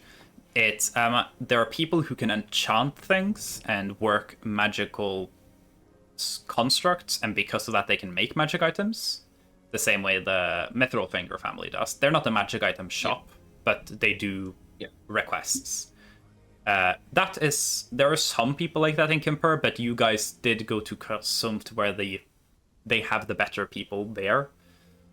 Like you guys had 2 bags of holding made while there. Yeah. Then there are some people like Takluk who trade items. Where Takluk essentially is a pawn shop for like a weird, funky shit. But that's not a big industry. Mm-hmm. If like several towns could run a business off of like magic items, they would not be very rare. Magical items are expensive and rare, and I was just curious if there was like a place I could buy a magic item. There's stuff like you could probably buy magical items in Kempur, but they would not be any like significantly like powerful things that especially would affect like combat or anything. I need this region to finally show back up on the map so I could use my tackle gamble again. Yeah. I mean, that is one of the awards for finishing this arc. You unlock Takluk gacha system again. Because Takluk did say, like, oh yeah, if y'all want to gamble more, come to Great Landing. I'm going to be working on setting up a second location there with an associate of mine. Gambling! Oh yes, we're probably Great Landing next, right? Yeah. Worked so well for me last Great time. Landing, like, if you just continue down the river here, you'll end up not too far from Great Landing. So, though it is entirely possible that you guys don't need to boat your way there. Because you guys have the teleporting House of Hell. Yeah, but I thought he couldn't enter Pleasant Valley, so we would have to at least travel partly way. We're solving that issue, remember? Yeah. Oh no, I thought he just signed the contract that he just couldn't enter, even no matter what. So technically, it's not Pleasant Valley he can't enter. He can't enter where the area the devil was sealed. If the devil is no longer sealed, there is no area the devil is sealed. Okay. I always thought he just couldn't.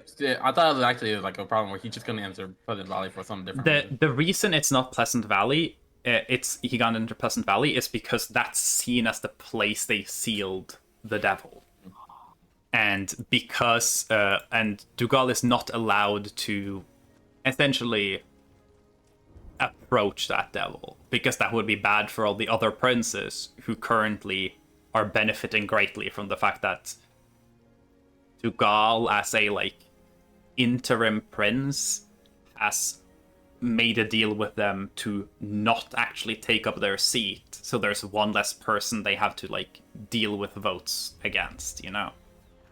Mm-hmm.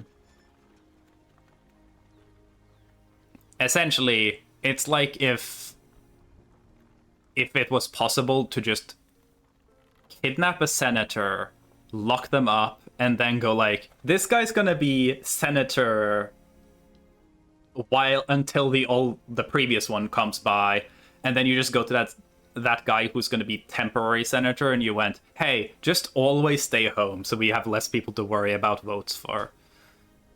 Like, that's essentially what the Infernal Council has done. So yeah. But if you guys fix shit in Pleasant Valley and release the devil from its containment, and then make it so Pleasant Valley can be entered and left again, yeah, it'll be fine. I will say that technically, per the wording of the contract, even if you guys free the devil from the tomb, until Pleasant Valley is fixed, the devil's still technically trapped here. So the Infernal Princes could then argue, letter of your contract, sure, they are no longer trapped in the same way they were, but they're still trapped in the same location, so the contract still stands. So, but yeah, if the devil is freed from this place, and then Pleasant Valley situation is fixed so that people can leave, then Dougal can technically show up here. He probably wouldn't risk it unless he's told it's fine. And then convinced that it's fine, because it's a stupid thing to risk if you're not 100% sure. But, yeah. Anyways. Sorry, I was just curious about that. Yeah. Dinner is had. Plans are made. Is there anything anyone wants to do before y'all, like, head to bed and shit? I mean, I guess check up on Taklik and then just bring a book of about Drakes into his room. Mm-hmm. Taklik's doing great. Based on... Or actually, or Gin's actually the monster hunter. Yeah. Yeah. So Gins was actually more likely to take the book of Drakes. The Keeper Merchant would probably have some amount of books on Drakes. So, yeah. Gin can do some research. I'll take it in, yeah. So we're going Drake hunting now. Drakes are coming for us. Aren't you excited? We're gonna fight 5 Drakes. I want 14. No, actually, I want 24. That's good enough. 24. But yeah, you guys, in that case, head to bed after having things prepared to be able to leave in the morning. And then I can, like, roll for some dreams, and then we'll pick up for next session. Next time. Alright. Hell yeah. I'm rolling OT. Okay. I'm about to hit that 25% chance. Yes, no.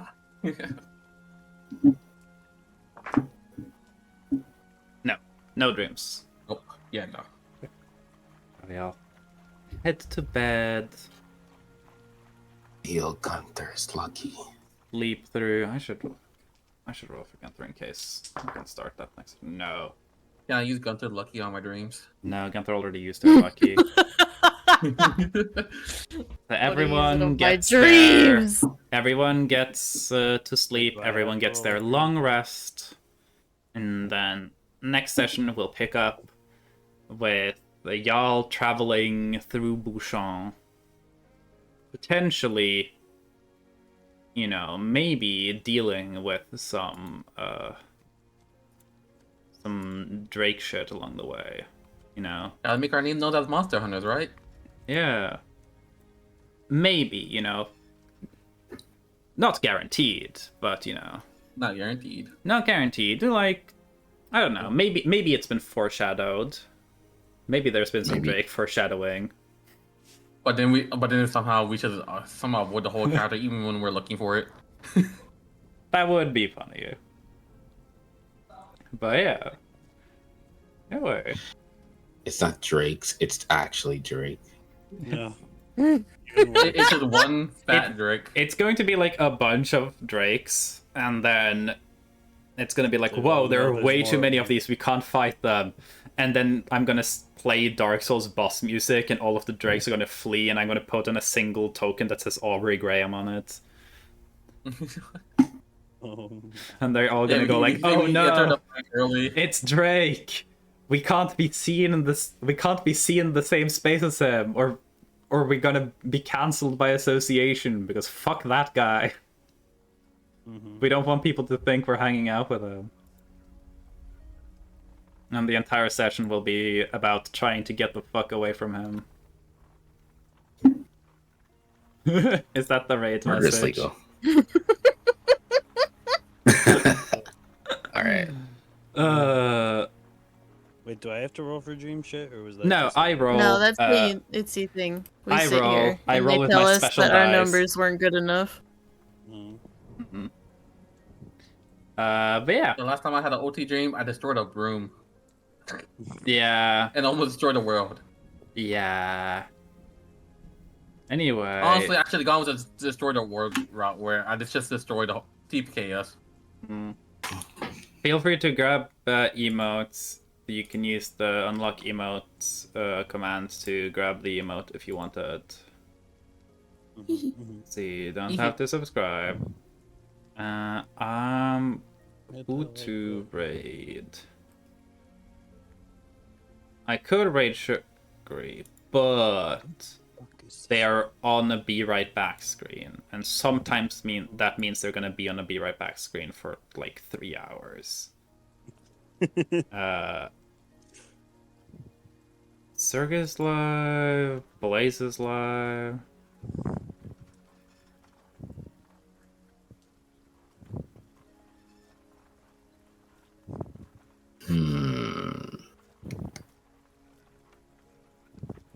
We raided Blaze last time.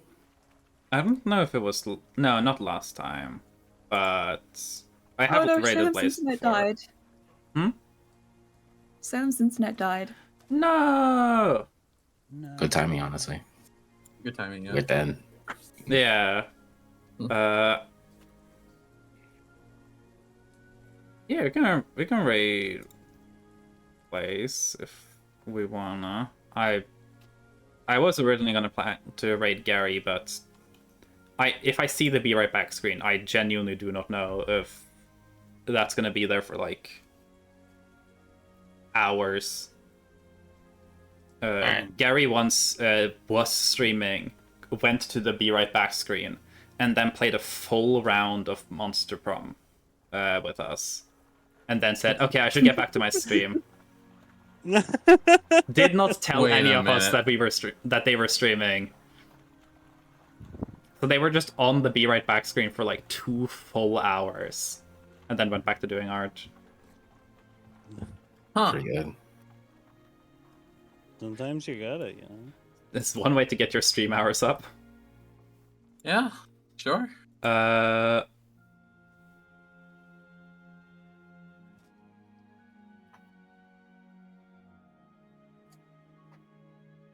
So, should I just raid Blaze? I don't know if I've ever raided Circuit. I don't know them or much about them at all.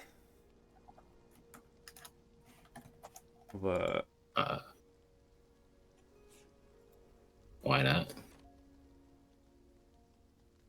it's more just like I don't know what's chilling there, chat. I don't know, raid Blaze. It's been a little while since I raided Blaze. Might as well. Circus cool, circus chill.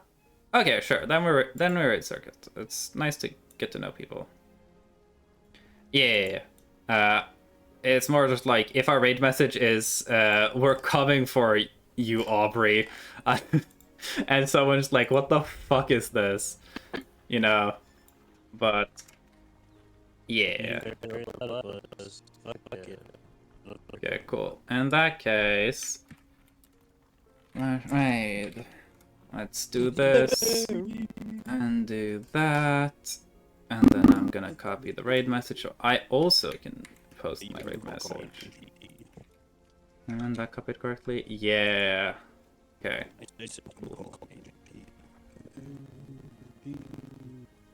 But yeah, thank you for session stuff. Thank you for being here. Thank you for being always. Yeah.